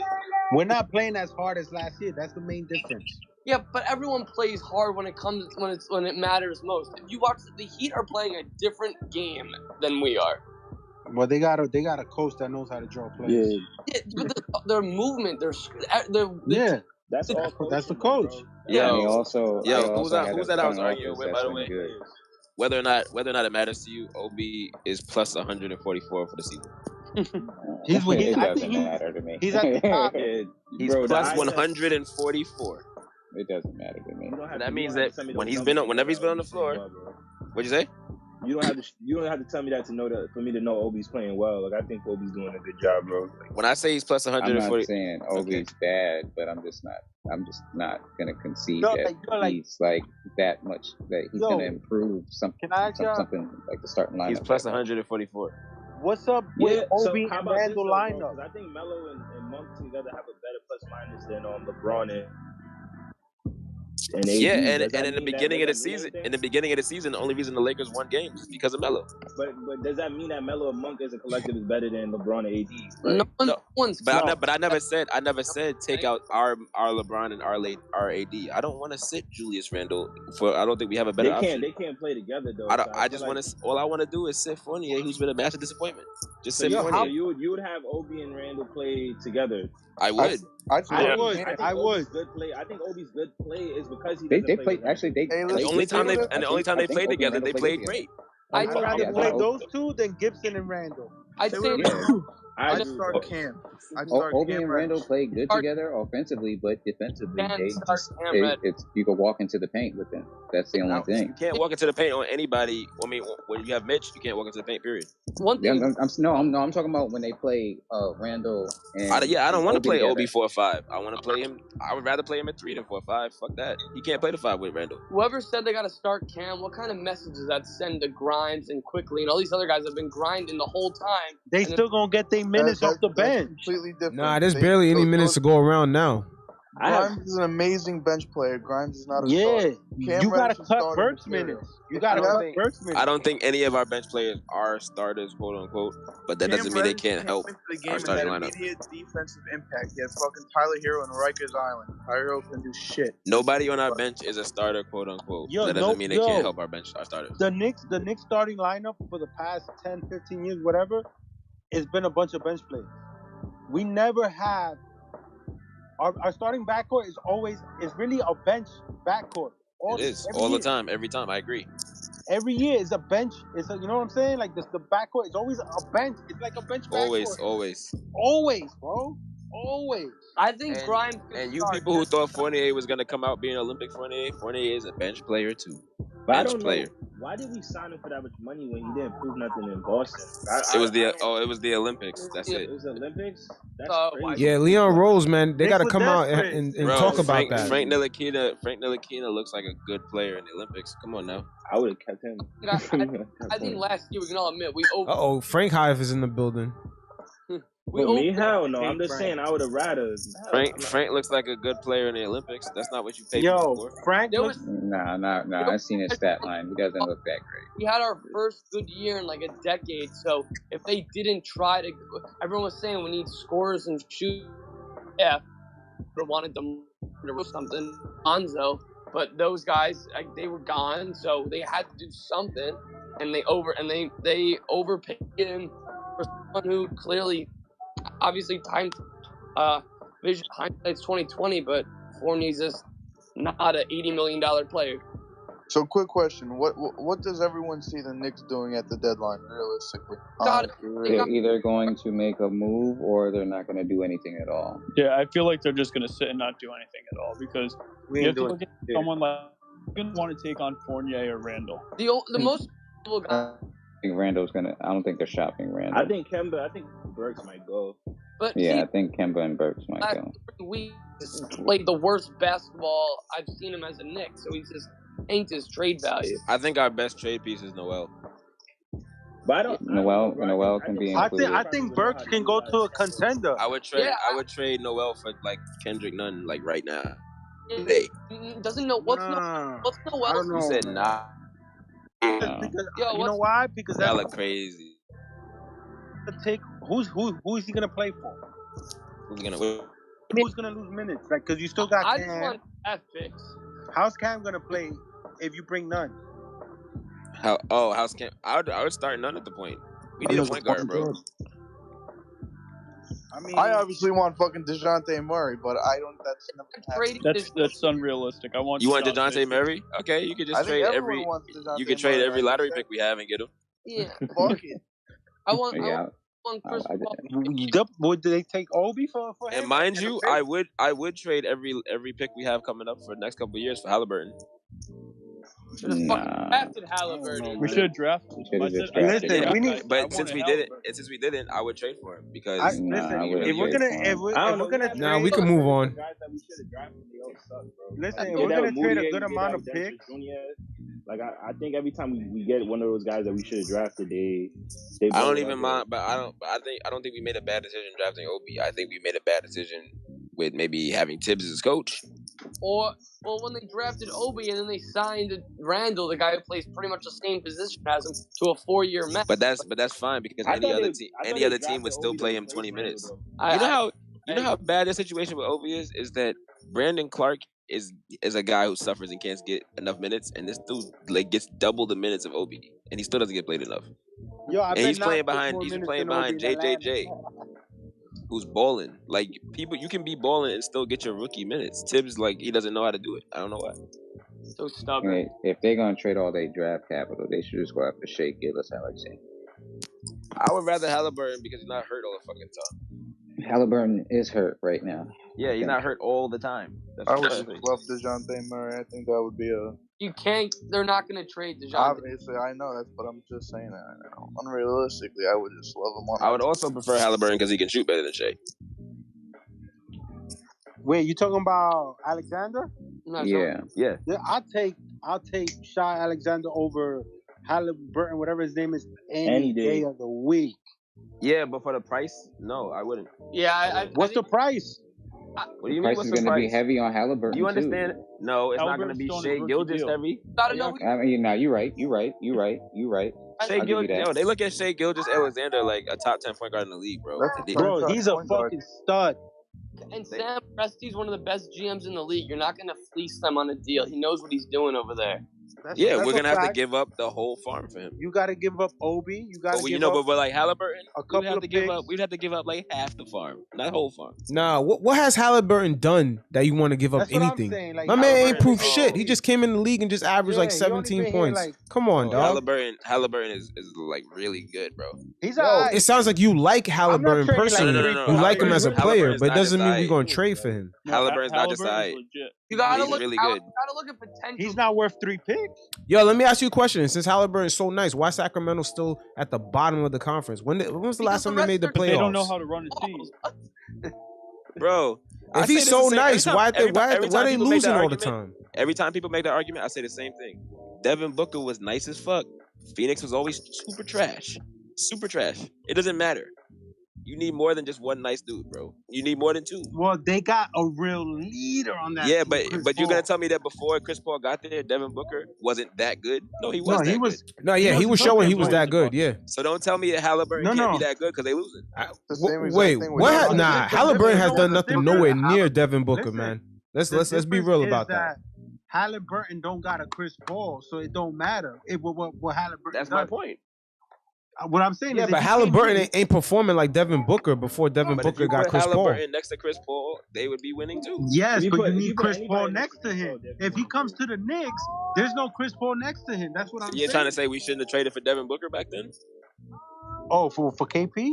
No, whatever. Yeah, if we had Devin Booker without Chris did Paul, that. we would be stupid. No, we would be great. What the fuck are y'all talking about? What are y'all even talking about? I thought this was a Knicks. Let me make it simple. Y'all said Halliburton is not a winning player because they're not winning. I'm saying. Yo, after this, get off the Halliburton shit, man. I'm saying. Yo, after this, get off of Halliburton, dog. Move on. Move off of Halliburton, man. He's trash. That's wild. Dude, I just feel it's funny because we literally get in these spaces after every single game. It's the same exact conversation. We got to make some moves. They got to make moves. I just want to know what kind of package you throwing for him for Halliburton. Dude, get off. I would trade a couple of picks for him. Yo, get off that. It ain't gonna happen. Get off that. Hey, yo, y'all be good, bro. Couple of picks.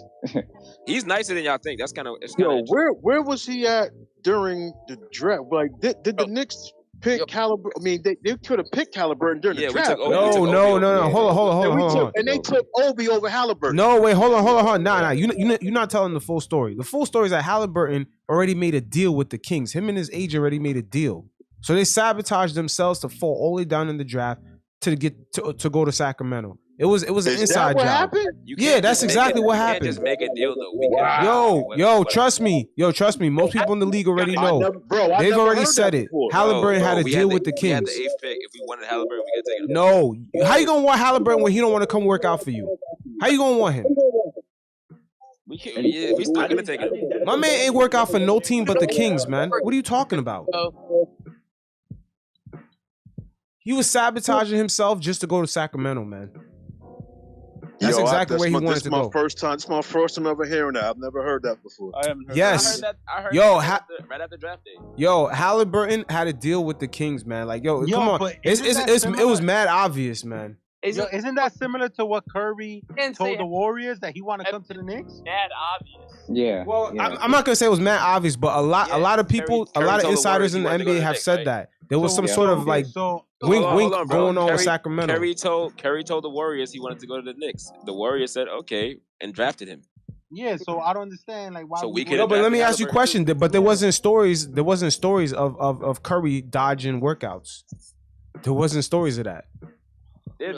That's because that's not really what happened back then. Nah, he refused to work out for the Warriors. Yo, you know what? Who cares, man? Who we getting?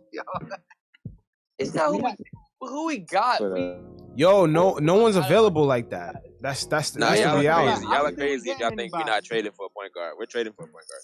I don't think we are. Who? I don't. All of this.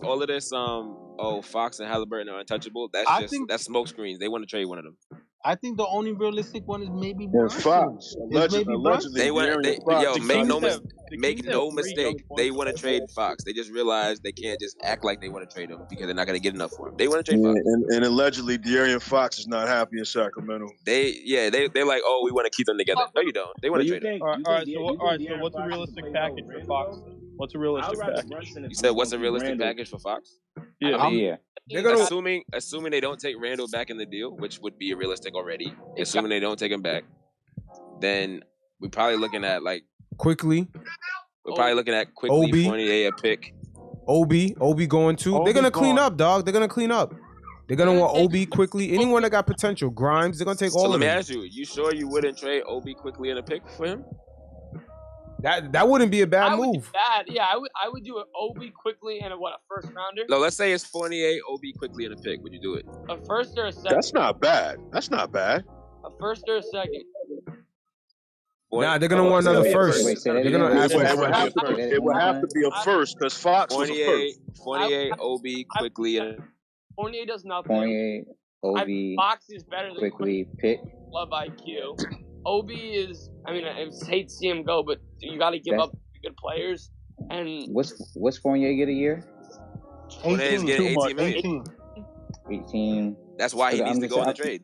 No. I'm just trying to figure out for money how much and every because the money works. The money works. De'Aaron Fox makes 28, so they got to at least cover the first year's salary. The money works. What's Fox getting paid? 28 right now. For how many years? You got like 3 years left? No, he's in contract till 25, 26. Nah, he's signed till 25, 26. So he's got 4. 3. Yeah, it's a big gamble, but like the only players that I care about losing in that deal would be Quickly and Obi. Yeah.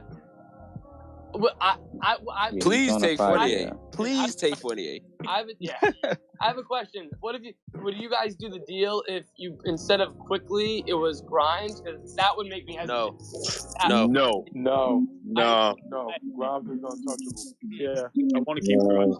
I don't want to lose. I don't want to lose Quickly. Listen, nobody's Grimes can't. Nobody's untouchable when you're losing. Grimes can't go in a trade for a guy who can't shoot. Nobody's untouchable though. Grimes can't go unless we get a good ass shooter back. That's all I'm saying. RJ and Grimes are untouchable. Everyone else is open. Grimes isn't untouchable, but whoever we trade him for better be able to shoot the ball, and Fox can't shoot. That's the only problem. Yeah, Fox can't shoot. But let me ask you a question. Let me ask you a question. Y'all think the Knicks could improve from within? No. I mean, not with Randall. Oh no! Don't get me wrong. I do think they can improve. Start Obi, but we're not gonna improve enough. You got the only way that they can. Fournier, Kemba, you move those 5 players, and we definitely improving within. You just add different players around. Look. Keep it 100. Everybody on this track play ball. Would you want to play on a basketball team with somebody who always shows like they like every time that you fuck up, like their body language is always down and low? Nobody want to play. No, you're right. The body language shit sucks. Nobody, bro. Nobody on this track want to play with somebody like that. He's not a leader, man. This man is not. I just seen a picture of Tibbs in the huddle, and this man is damn near on the other side of the court. Yeah, he's going through his own. Damn near. He was on the other side of the court. He's going bro. through his own super demons. We've seen it before. Bro, what are you gonna tell me? What are you gonna tell me in the locker room? Yo, nigga, suck my dick, bro. You wasn't there, bro. You wasn't there in the huddle. You wasn't. Your body language is horrible. You want to throw your hand. You want to argue with the ref while we on a fast break and all that. Like, what is wrong with you, man? You're not built for New York, man. Yo, y'all think something happened in the locker room with Randall and some of the players? I think so. Yeah. I think so, bro. I think It's starting to look like this. Believe it. He's always screaming at guys on the court. He doesn't They did that. They did it his first season with New York. Yo, have y'all ever paid attention to when you ever seen IQ and Randall on the floor together? Have you ever noticed? You ever seen IQ wave Randall off? Yeah, I went to a game. Randall was barking at IQ, man. IQ will wave Randall off with the speed. Yo, them two don't get along, bro. The whole squad is starting to get frustrated with each other. The whole squad is getting frustrated with each other. I saw IQ look off Obi, and Obi was like jumping in the air, like, what the fuck, bro? And they supposed to be best friends. The whole team. It's a cancerous situation. Losing doesn't breed good relationships. Never does. And especially neither does benching Kemba. No, especially when you have a coach that cannot just like he's an old school type of coach, man. You got a lot of younger talent on this team, and it's when you have a coach that don't know how to gel that together. That's an issue. Yeah, but we got Johnny Bryant, man. We got Johnny Bryant. Dude, the head coach is the guy who sets the temperament and the climate and the relationship and everything for the whole team in the locker room. I don't care who your assistant is, unless your assistant is Greg Popovich. Like it's the head coach. Yo, did anyone watch the game on ESPN? Because they're saying that Van Gundy said the Knicks. Van Gundy was shitting on us. Yo, wait. Nah, I heard he said we need to tear up the whole starting unit. He was talking, like, rightfully so. He had everything he said was within reason. That was straight facts. And you got Van Gundy and Tibbs are good friends. Tibbs was an assistant under Jeff Van Gundy, so like that's his boy. But he was still going, and he was critiquing so many things about the Knicks tonight. Nah, but Van Gundy doesn't talk shit. He's just telling you the reality of the situation. He was talking shit. He was speaking facts. Yeah.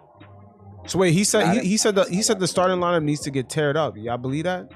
Yeah. Absolutely. I mean, what was it? Our bench brought us back to within 9, and then to starters Dude, and like all of a sudden third. It's minus 30. You can't win games when you're starting 5 minus. You said who was minus 30?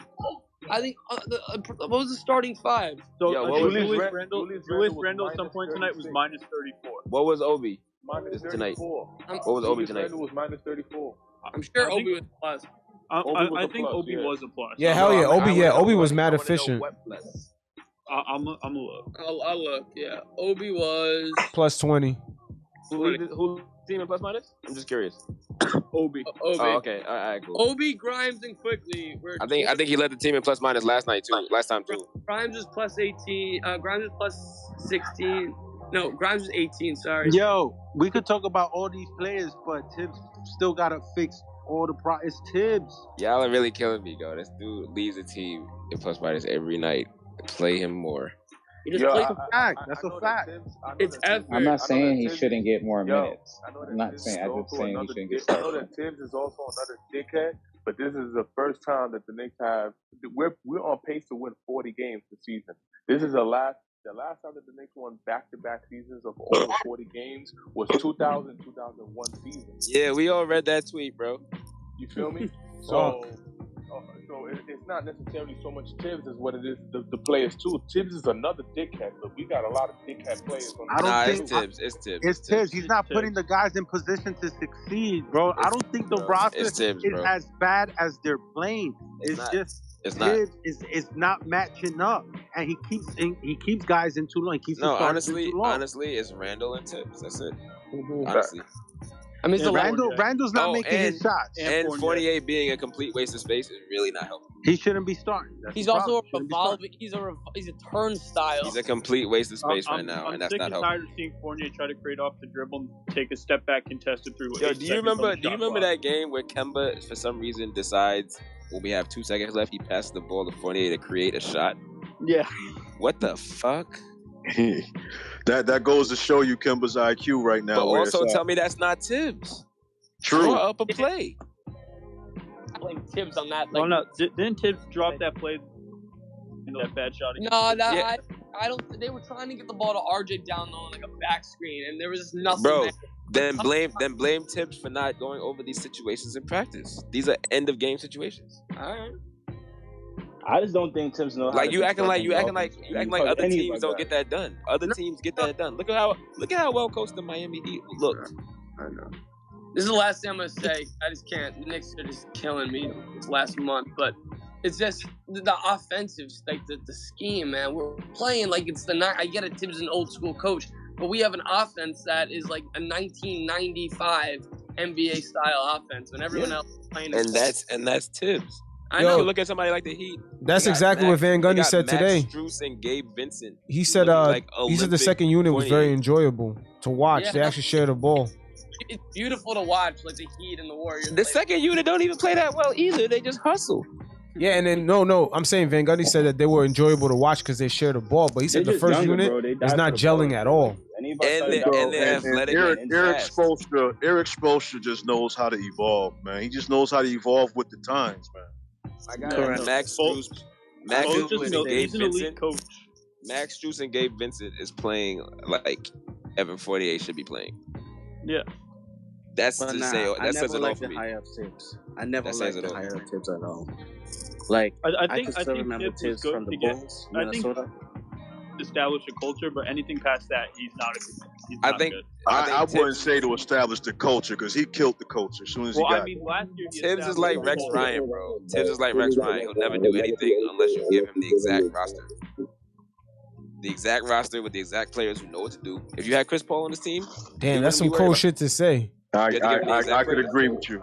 That's some cold shit to say. If you don't give him the exact players, I just think it's like Rex Ryan. I think Tibbs last year for just like getting this team kind of on the right track, but now he's just like it's going on. Do y'all remember Rex Ryan? Yep. Yeah, give Rex Ryan Tom Brady. He would win. Yeah, definitely. Facts. He would win all the time. Even with those Jets rosters, if you gave he Rex would win Ryan, all the time. He would win all the time. If you gave Rex Ryan Philip Rivers in 2009, 2010, they'd probably go to the Super Bowl. He would win all the time. You just got to give him the guys, and you can't give Tibbs like, oh, Fournier's not working out, but you can't give him that because he doesn't know what to do. And you also can't give him young players because he doesn't know what to do with them. Unless you give him only young players. True. And even then, he might mess it up like he did in I'm about to say he had that and he screwed that up in Minnesota. But he was a GM, and that's the problem there. Yeah, that's facts right there. That was a major issue. Yo, we got a good GM. I think our GM is good. Yeah. Wait, no, you talking about Scott Perry? No, I'm really talking about Leon. Yeah, I don't. Yeah, they need to get rid of Scott Perry because I just think he's a yes man. Office is good. I don't think that's the problem. I think they fucked up with a couple signings, but that's okay. They did a lot more good than bad. Tibbs has what? One more. He has what? 1 year left on his deal on a 3 year deal. It's got to be 2 more years. He got 3 years. He got 3 years left. This is his second year to his 5 year. We signed him for 5 years or 4 years. Nah, I thought it was a 3 year deal, bro. I thought it was 4 years. Bro, they blessed him. Leon Rose and Tibbs are homie. Shit, they go way back together. 5 years is a lot of years, bro. Listen, that shit is standard now. That's a lot of years of this.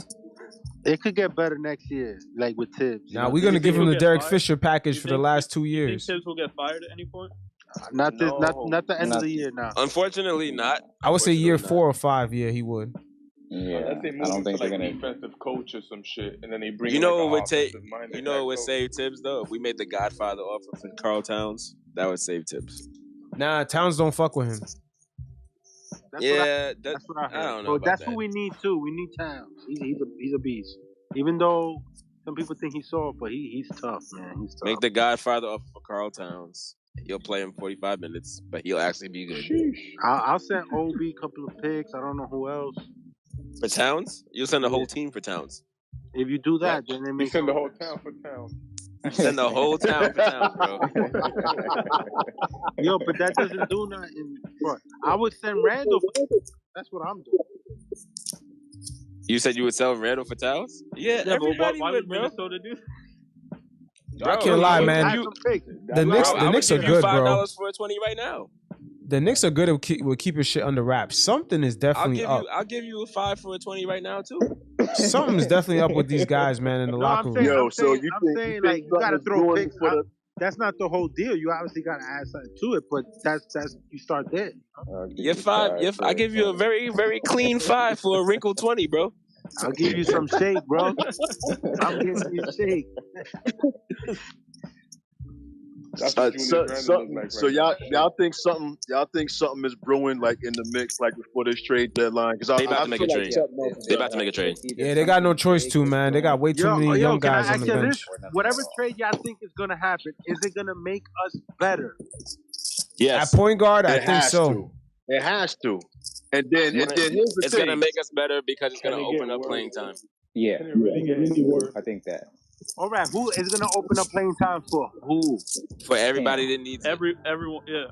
Everybody, that needs to play. Nah. I would say only at point guard or at center. Obi needs more than 10 minutes a game. Cam Reddish needs more than 0 minutes a game. Sims needs more than 0 minutes. Yo, for everybody to get playing time, that means you got to trade a couple of players, not just one. I think that's what they're gonna do. Yeah, Burks. So can we start naming who? I want Burks and Noel out of here. I'm sorry, Fournier, Noel, Burks in that order. But I think everybody. Yo, you capping, man. It's gonna be someone that we like. At least one person that we all like is gonna go. Yeah. It's gonna go. Unfortunately, it's probably Obi. Nah, unfortunately, I think it might be quickly. Listen. Let's say it's Obi or quickly, like one of the two guys that we like, right? Because it won't be Grimes, right? Let's say it's Obi and quickly or one or the other. Actually, I don't think it's gonna be Obi. I don't think it's gonna be Obi because Leon Rose loves Obi. Are you trading Obi for a center, or are you adding that? I don't think it's gonna be Obi. Leon Rose loved Obi in the draft. I don't think it's gonna be Obi. I think so let's say it's not Obi, then it's IQ, right? I think it might be quickly. Quickly and Burks. Yeah, to get a point guard or something like that. Yeah, I can see that.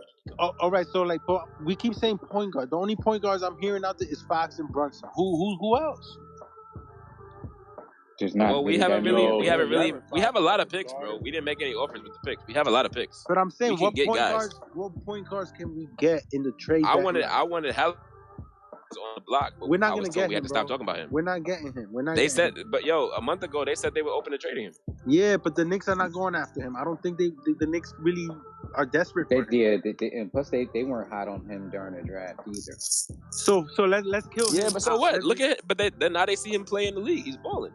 Yeah, but I don't think the Knicks are desperate for him. So let's say he's not in it. He's desperate for any point guard, bro. No, the Knicks need a guys that were looking at him. It's like is he really a point guard? Halliburton, yes, absolutely. You haven't watched him. Deadass, I have not watched him like that. I thought he was more of a two-guard. Halliburton is a point guard. He's a big guard. He can defend. He gets steals like nobody's business. His steal rate is one of the highest in the league. Yeah, he was a problem in college, man. He can pass. He can shoot. He's balling, and it's not just like I don't know if y'all play fantasy, but it'll tell you all the stats right there. I bet. What's his asking price? It can't be crazy, bro. He's only year 2. It's a couple picks. Nah, it's not worth it. Then we gotta move off that. It's not worth it. It's worth it to me.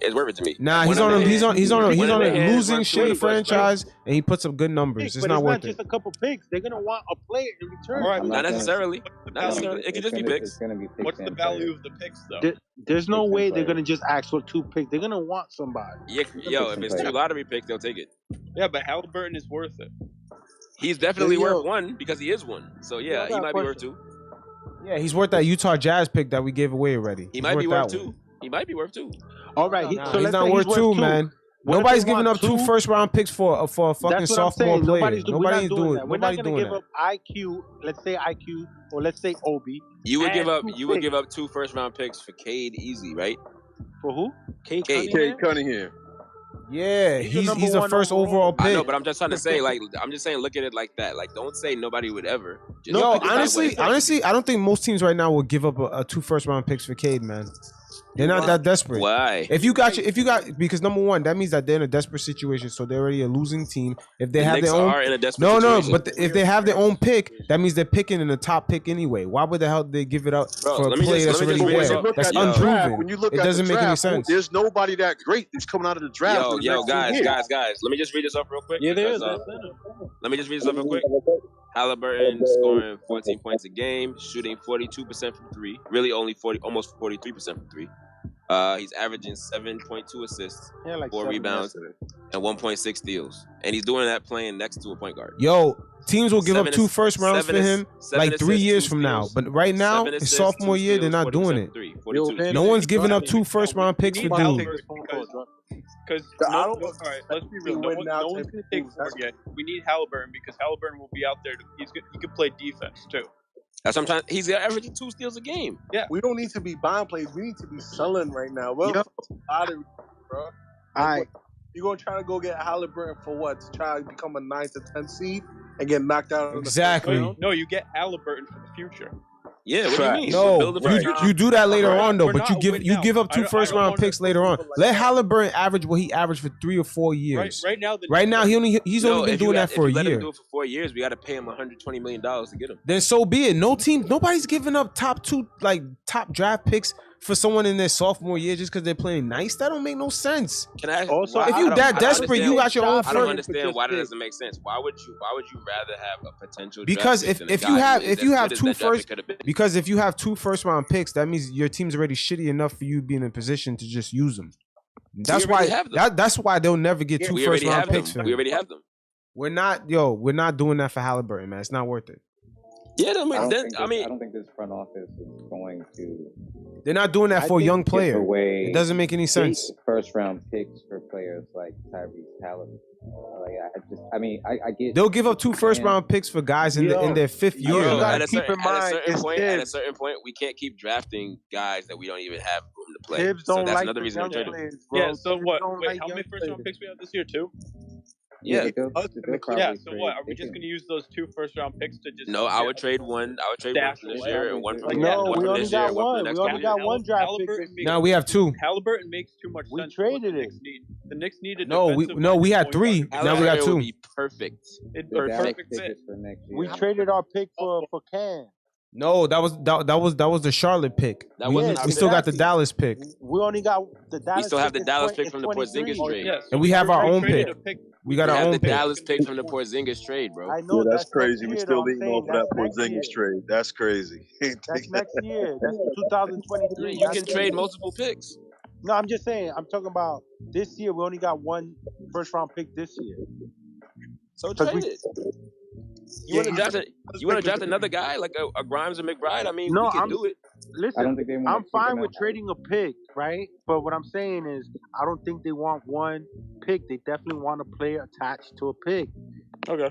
I would rather trade 2 picks than trade a player. I'd rather trade 2 picks than a player. But I don't think the Kings want that. Is what I'm saying. Yo, it don't matter. The Knicks. You think the Kings don't want 2 lottery picks? It don't matter. The Knicks are not putting a younger player next to RJ. They're not putting a younger player that's unproven next to RJ on a losing team. It just doesn't make any sense. Tibbs wants like someone he can trust. You don't even know this dude. Bro, the Mavericks picking nigga playing nice in the Sacramento Queens, man. Come on, dog. You playing nice for Sacramento Queens. Imagine the Knicks trade for Halliburton and Tibbs just doesn't play him. And then Mavericks pick is like top something protected. No, you can go. It's protected top 10. Yo, it's crazy how Kevin Knox is getting more minutes than Cam Reddish. That's a fact. For real. I don't know why you think it's for granted that the Mavericks are making the playoffs, by the way. The Mavs be winning. I don't even know how. I understand they got Luka, but to me, that team ain't know that. They like 5th seed. How?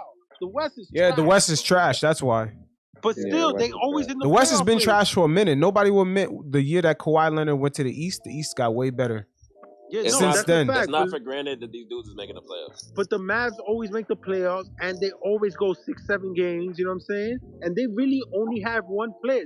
Listen, Tim Hardaway has a good game here and there. He's not consistent. So don't tell me they got a good team. Luka is just it's a The one Nuggets. man. The Nuggets is not even.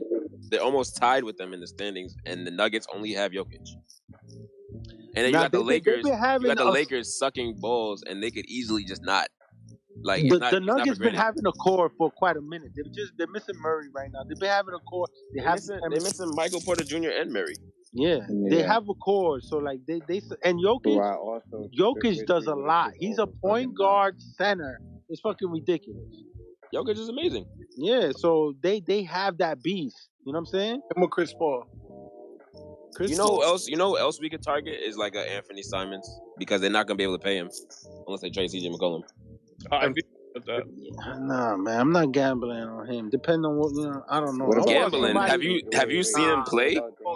Yeah, but that's because no Dame is there. That's the point. A lot of people. That's the point. People step. But what I'm saying is, a lot of players like that step up when there's nobody around. If he comes here, he's not gonna be killing with RJ and Randall. It's not. I don't see it. Yo, he's one of the best shooters in the league. Let him play. Yo, a 6'3" guard, man. Tibbs don't want that, man. That play no defense. Is Tibbs gonna give him the green light? Tibbs needs. No. What I'm trying to say is Tibbs needs to have no choice. Just take the guys away from him. That's the thing. Yo, we all saying that, but we feel like he ain't gonna do it. And Randall, honestly, take his toys away from him. For one, get rid of Randall and Fournier. We're not doing. He's a big bald baby. Take his toys away. The NBA should just acquire NFL rules. Yo, you can trade players and throw your coach in too as a trade. We can trade coaches. Yo, no, the NBA you can trade coaches. But Doc Rivers was traded. Yeah, Doc Rivers got traded to the Clippers. Yeah, they gave up a pick for him. Oh, yes, they did. Yes, they did. Ain't nobody gonna take Tibbs though.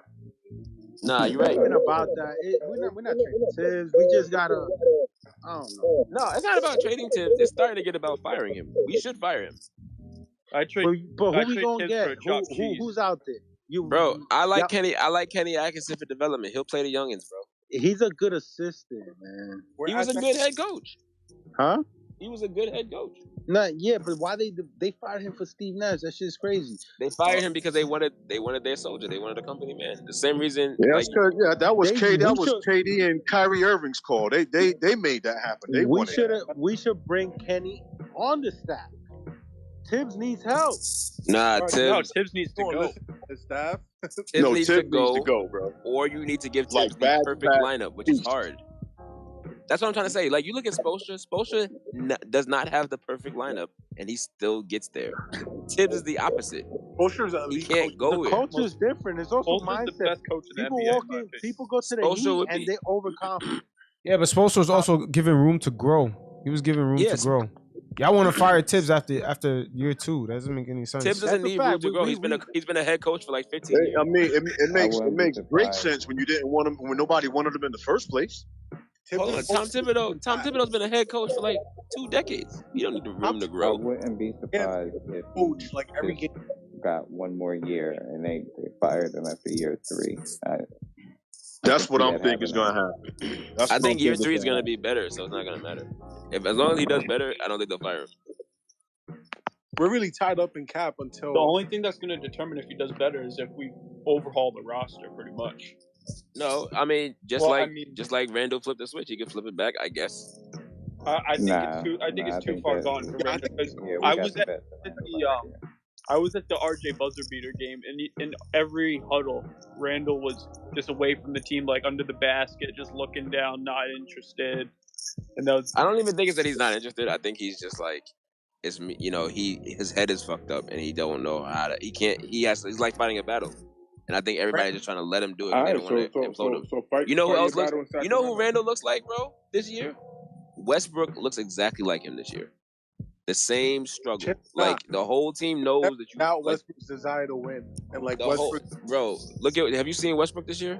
Westbrook is the whole team. The whole team is looking at him like, yo, we can't even say nothing to this guy. Looking, he's like, oh fuck my pussy. Okay. Westbrook looks broken. Get that guy out of the chat. Westbrook looks broken. Randall's broken. Yeah, but Westbrook, but his attitude isn't like rubbing off on the whole team. You know what I'm saying? Maybe that's because they have different roles on the team. Bing fucking bong, boy. Fuck Knicks. I thought that was about to be the same nigga though. I did too. Bing bong balls, get out the chat. Yeah, Bing bong was a fucking curse, man. We should have just stayed where we here from the beginning, and maybe shit would have not went downhill. Yeah, no, I'm sick of that shit. What, Bing bong? Bing bong? Bing bong, yeah. You wouldn't be sick. You wouldn't be sick if it was a second. Oh no, yeah, no. A second, but then we got played out. But yo, bro, I didn't even understand what it meant in the beginning. Yo, if we was a 2 seed, y'all niggas would love Bing bong, bro. Oh no, we was Bing bonging when we were. Nah, I just didn't understand Bing bong when it came out. I'm like, what the fuck is Bing bong? Some dude dropped it on his podcast before, and it was supposed to like sound like the train. The train doors, yeah. Yeah, that's what it is. That's what it is. That shit's corny. Yeah, it is. It's not that funny. Where like all the TikTok and social. Yeah, because teams started using it against us when we started losing. Yeah, as soon as earlier this season when Orlando used it twice, I was done. Yeah. Nah, the reason why it was funny because that the fat dude is the one that kind of said it. Yeah, he was. I met him at the game. Yeah, like that word popped off because of him. Yo, stop going to games without me, bro. I want to go. You a season ticket holder or something? Nah. I had to give a king for those tickets. I've never been to a Knicks regular season. Yo, y'all seen that viral clip of Christmas game against the Hawks when the dude was told Obi, yo, dunk that shit, and he's like, I got you. Yeah. That was my boy's cousin. Tell me how my boy invited me to that game. He didn't know it was courtside. So when he got there, it was courtside. His cousin gave it to him. He's like, yo, I can't go to a game, take a friend of yours. He hit me up. He's like, yo, you want to come? I was like, yeah, I'm down. He's like, I'll get back to you in half. In half, he hit me up. He's like, yo, my cousin said his son is going to go. So they went, and it was courtside. And that was his cousin sitting next to him that recorded that shit. That could have been me. That's what's up. I was sick. My boy only went to... I could have been courtside Christmas Day. My boy only went to one game ever in his life for the Knicks, and it was Melo 62. That's amazing. He lucked up. I probably wouldn't go back for another game. And I was, people was like it was probably cheap. It was like Charlotte. Nobody want to go see that shit. And Melo dropped 62. My first Knicks game, I think, was when we had Alexei Shved and Lou Admonson playing. And that and that was when DeMar missed that 360 dunk on the fast break. I saw my first game. I saw Patrick and him play. I went in the '90s. My dad took me, and then I think 2019 season, I went to like 6 or 7 games. Sat in the 100 section because the tickets were so cheap. They were like $1 and some change. Man, no wonder you been shitting on Obi. You an old head, bro. I'm only 35. I like Obi too. 35, yo. Those were the days. Retire at 35, son. Bro, those were the days when Knicks were the shit, man. Yeah. If you over 30, you seen the Knicks. You know, the real Knicks fans right there. You seen them when they were legit. Now it's like, oh. Yeah, my dad's 62, and he talks about. He was texting me during the game. He's like, "Oh, Bernard King would have made that shot."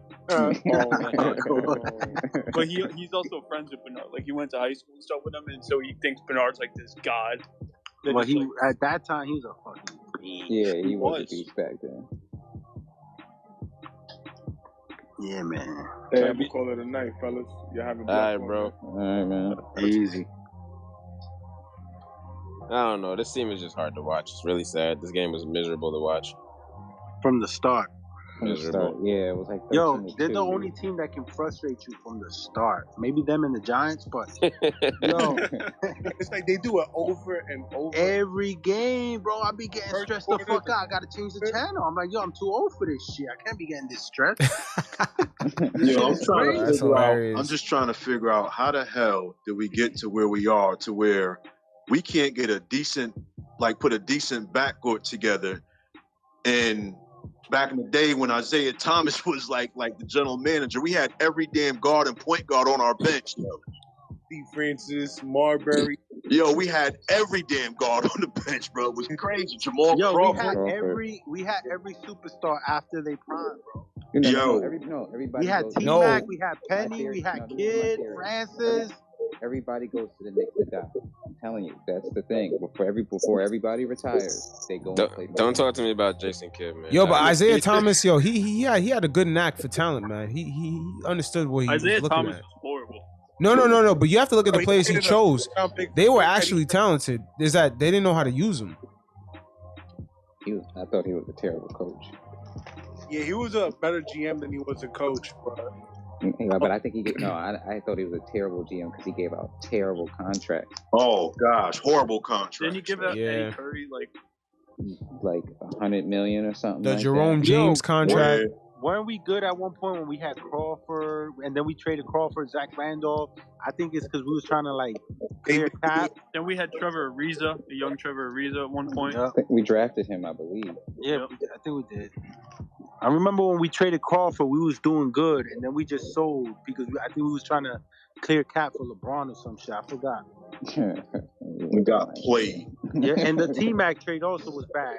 We traded a first-round pick for an expiring deal. Remember the Bargnani trade? Oh, that was at the time. I thought it was good because I was actually at the game. No, listen to me. No, in the off season, I thought it was good. I'm like, okay, we got a stretch for whatever. No, listen to me. It's because I went to the game. Yo, hold on. No, he was trash. I'm gonna let you finish, but listen. After he was garbage, right? He was garbage for us, but when he was with Toronto, he was dropping buckets. I was at the game when he dropped 41 against us, and Raymond Felton hit the buzzer beater. Are you talking about when he was going at Stoudemire? Yeah, I remember that game. I was at that game. Raymond hit the buzzer beater. He dropped 41 on us. I'm like, okay, this dude is nice. You know what it is about Bargnani? The acquisition wasn't even that bad. It made sense. It just didn't make sense that what we gave up for him. Yeah, the price. I forgot what we gave a pick and what else. We traded a pick and Novak. Right? And Novak. Landry Fields? Was it Ron Artest? Landry Fields. I think it was Novak, Camby, and a pick. And Landry Fields. Landry Fields went too. And Fields. Yeah, and Fields. No, Fields signed though. He signed. I think they gave him 3 years, $20 million, like some Jeremy Lin type shit. Nah, he went to Toronto. He went to Toronto. Landry Fields went to Toronto. You're right. Yeah, he did. He was a free agent. Isn't he like a player development coach for San Antonio now or something? Yeah. I heard that. Yeah. Yo, I was high on Landry Fields. Yo, that was my dude. Yeah, him and Linsanity. Yeah, Landry Field won player of the month one time or player of Do y'all remember when rookie of the month, I meant. Shumpert for Kyle Lowry was a real discussion? Oh. it was Shump and Ron Artest for Lowry. At that time, I was like, hell we were like, nah. Because we love Shump. We thought Shump was gonna be the next thing. We traded Novak, Camby, Quentin Richardson, a first round pick, and 2 second-round picks for Bargnani. Good Lord. We got police. So what I want to say is maybe I'm trading the 2 second-round picks for him. And what made it worse was that he picked up his player option for $11 million. That shit hurt him. Maybe I'm trading 2 second-round picks for him. Maybe just 1 first. I'm not trading any players. I don't want to trade. That's Steve Mills, man, right there. Yeah. But either way, I think we did that because trading for Melo was a mistake because he was going to come to us in free agency. That was a mistake. Melo wanted his money. That was a lockout issue. Like nobody was sure. That's what I realized years later down the road that he wanted to trade because of the lockout. That was really why. But even I still, never thought of that. Even still, the Knicks completely mismanaged Melo's time because they could have won it with him. They could have won a championship with him anyway. Oh, you know what's a good comparison with Melo? Melo and Amari didn't work. It might. Nah, it don't matter. It don't matter. Like that's the no. What I'm gonna say is that maybe it's the same situation right now with RJ and Randall. Randall just got a punch a fire hydrant. RJ and Randall. It's not the same situation with RJ and Randall. Because what I'm saying is it may not work the way these two didn't work. I think they can coexist though. Me too. I think that they coexisted fine before Randall started playing like Buns. They're not that close on the court. They don't got that 1-2 like brother. They're both left-handed. and Randall's too ball dominant. You know what I'm saying? Like he slows it down way too much. Even I have 2 words, bro. Point guard. Point guard. Yeah, get the ball out of his hands. Point guard. Offense. Yeah, what? His son said 2 words. Halle Burton.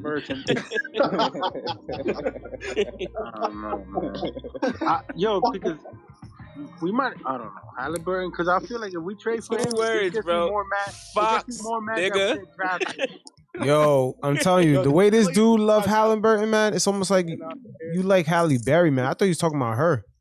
Like shit. Nah, man. that would have been a bar, but Halliburton's too good, bro. I'd rather give up a shitload of draft picks for Halliburton. Would you rather? I like that bar, but Halliburton's so good that I'm gonna take that, bro. He is Halle Berry to be, bro. Dejounte Murray. Give me fucking Murray. Give me Alexander. I'm giving 4 picks. Halliburton would be an easier trade than getting Dejounte Murray. That's what I've been saying. Like I don't know why that's so. Listen, the Kings have 3 point guards. They need to trade one. They have 3 point guards. They need to trade one. I just don't see the Knicks putting a younger guard right next to RJ. They're putting someone more polished. Preferably Halliburton. Yeah, I'll take Fox too, though. Fox is good. He is good. I'll take Fox, but I just love Halliburton for his defensive upside too. Halliburton's great. Fox reminds me of Russell Westbrook. I honestly feel like Tibbs and Halliburton. I feel like that's a good pairing. I think Tibbs and Fox would be a good pairing too. I think they would love each other. I probably would say. I just remember Fox was tweeting about the Knicks a lot. Yeah, I wanted Fox that year. You know, obviously Fox and Tibbs would love each other. Why you say? I like Fox and Kenny Atkinson better. I like that too. Yo, Kenny Atkinson would be the perfect coach for this team with all the youth talent we have. Yeah. Tibbs is. See, but that's the thing about coaches. You need to hire a guy who's not just good at one. Like you need a guy who can do the youth and still take us to the win. Like Kenny. Yo, so Mark Jackson's never gonna coach again? Mark Jackson. I mean, it was that last scandal, like that locker room scandal shit. That's what's hurting him. Wait, what locker room scandal? Yeah, but I mean, yeah, he was like doing this weird preacher shit, spying on players and stuff.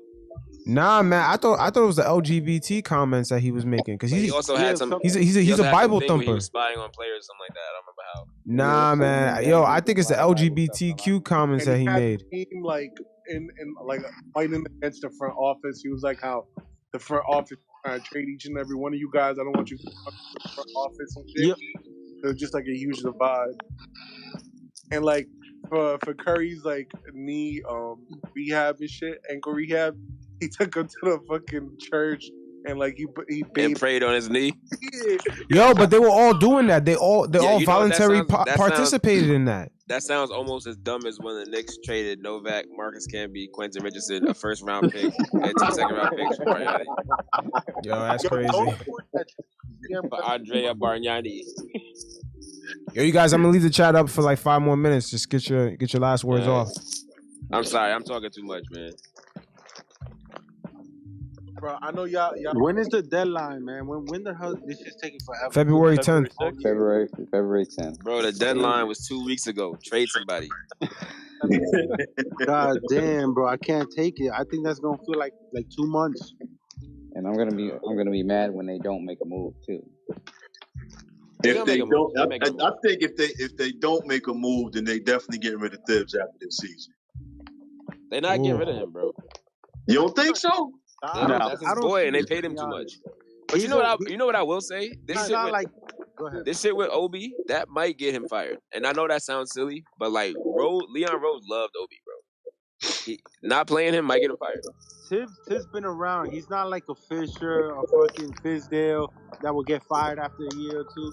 Like I think they may ride it out with him. Like they'll give him another chance next year. Trading for Cam Reddish and then you can't play him. That might get you fired too, bro. Like I agree with that shit, but like people keep saying it's because Trey's coming, so Trey better come.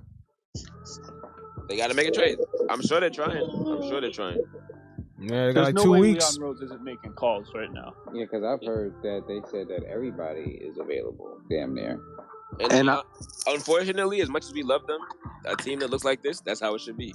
Yo, what about maybe not this year, maybe in the offseason, depending how bad they do in the playoffs, hollering at Utah, man. You know this dude's a Met fan. He like that blue and orange. Yeah. Bring him Yeah, home, but baby. I still think we'd be gonna be kind of bad if we made that trade. I don't think Dwayne Wade is going to trade Donovan Mitchell. Not at all. Not at all. Nah, Donovan's staying over there. Business is business. I think they'll get rid of Gobert before they get rid of Donovan Mitchell. Yeah. Well, if they get rid of Gobert, they ain't winning shit. Facts. That's facts. I mean, they ain't winning with Mitchell either. But what I'm saying is, when Gobert's not in the lineup, they don't win at all. I know, but they got no defense without Gobert in the middle. You gotta get buckets. We low key might be able to get D'Angelo Russell if we wanted him. Nah, no thank you. No thank you. That guy's not a winner. I think he would be. He's mad passive. Yo, I never seen such a passive point guard. Russell if we wanted him. He is very passive. Not taking him out. He's on a max deal though. Yeah, because of KD. Because of KD. That's why he's on a max deal. I mean, yeah. Do you want to pay him that? Like, what you got to give up to? You got to give up, and you got to pay him. I'm paying Fox. I might pay Russell too. I might. Fox already got his extension too. We really Fox need is point on guard his play. We extension now. really need good point guard play really bad. We never have league average point guard play. I think I'm in on Fox because listen, we could say he can't shoot, but that's what people were saying about DeRozan. If he would have came, he can't shoot. Well, he's cooking, bro. So I'm sure Fox is gonna cook. That's mid range in the league. No, for sure. But at the end of the day, they wanted to shoot us. Yeah, no. Fox just needs to change the scenery. That's why he's playing bad this year. He needs to get out of there. And Luke, I'm telling you that the rumors are already out there, yo, that he's not him and his camp. They're not happy out there in Sacramento. He needs to get out of there, and I'm sure he'd play much better here. I don't think anyone's happy in Sacramento. You think we Fox, get Zion? I think I'll do Obi. Well, you got to match contracts, right? So Bergs, maybe Fournier, bro. Fournier. But I don't think they want Fournier. That's the thing. Probably Burks. It has to be Burks. Because they got Buddy Hield. They already got Buddy Hield. They traded Buddy Hield. They trading Buddy Hield. I wish we could dump Fournier like. So we should go after Buddy Hield. No, we should not. Nah, we shouldn't. We don't have the team for him, man. What are we gonna do with Buddy Hield? Let him shoot us. He gonna shoot us right into the lottery. He's that bad? Yeah, he's not bad. We bad. Yeah, we don't have the pieces for him to be shooting well. We bad, bro. Like Buddy Hield, Lakers. I thought he was alright. No, he's good. We bad. Right. I'm saying, we're not a good fit. All right. Is he better than Fournier? Yes. So he makes us slightly better. No. No. No.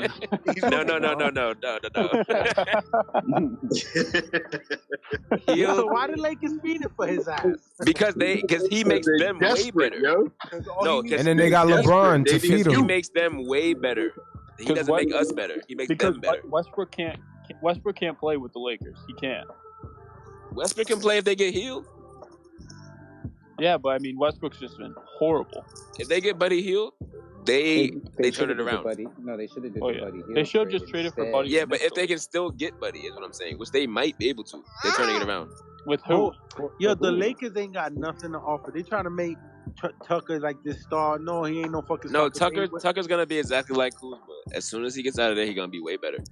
I don't know, man. Well, it's like happens all the time with the Lakers. But listen. But remember what we were saying. What we were just saying about Halliburton and Booker. If you put somebody next to them, they'll be better. Well, Tucker got fucking AD and LeBron, and they still ain't doing shit. Pascal, underneath your mic, bro. You seen it with LeBron all the time, bro. Look at Rodney Hood.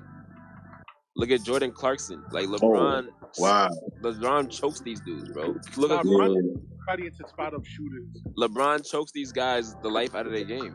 For some reason, man. I mean, I love King James, but he suffocates young talent, bro. He does. Because wherever he goes, he blows it up. He chokes the life out of these players, and then they look way better afterwards. And then people are like, "Oh, maybe he wasn't trash after all." But I'm still not buying Tucker like that because I don't think he's what the media's trying. I feel like the media is always trying to help the Lakers.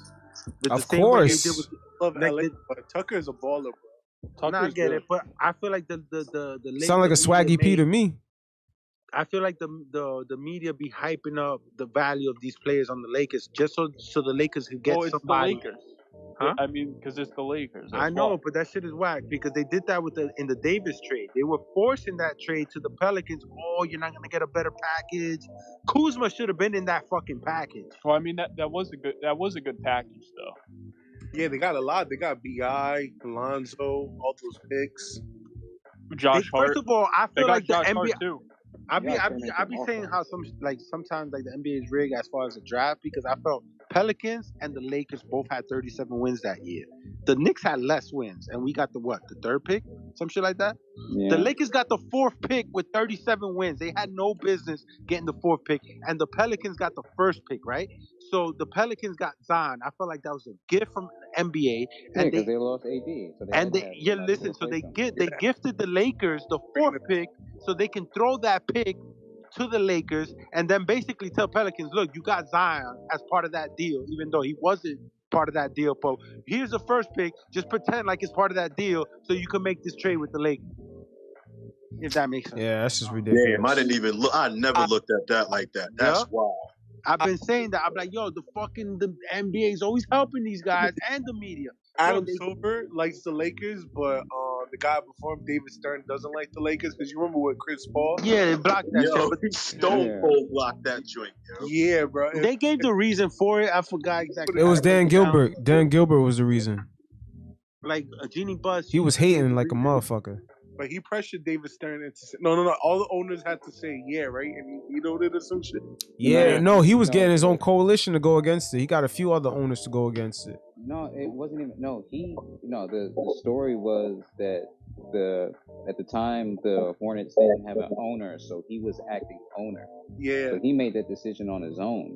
The league was controlling the Hornets. Yeah, the league was controlling the Hornets. So basically, Stern was the owner. Oh yeah, the league was the owner. Yeah. So Stern was in charge of the Hornets. So once they signed off on the trade, and then he went back and then said, "Nah, we're not doing that." And then he traded him off to wherever he traded him off. So you know what's crazy? Imagine we had gotten Zion. Where would we be now? This guy be hurt or what? He'd be hurt. But look, we get one pick. Got hurt soon, and New York got better food. Imagine we got. My man would be eating mad hot dogs. Nah, bro. Mad boar's head. Zion would have found one chopped cheese. And then the Knicks amnesty Facts. instead of. He would have found out about that boar's head. Chris Paul. Getting mad sandwiches at the bodega. Zion would have found like one of those little bodegas owned by the. Yo, going into that draft, we amnestied Billups instead of Amari, and we didn't get to sign Chris Paul.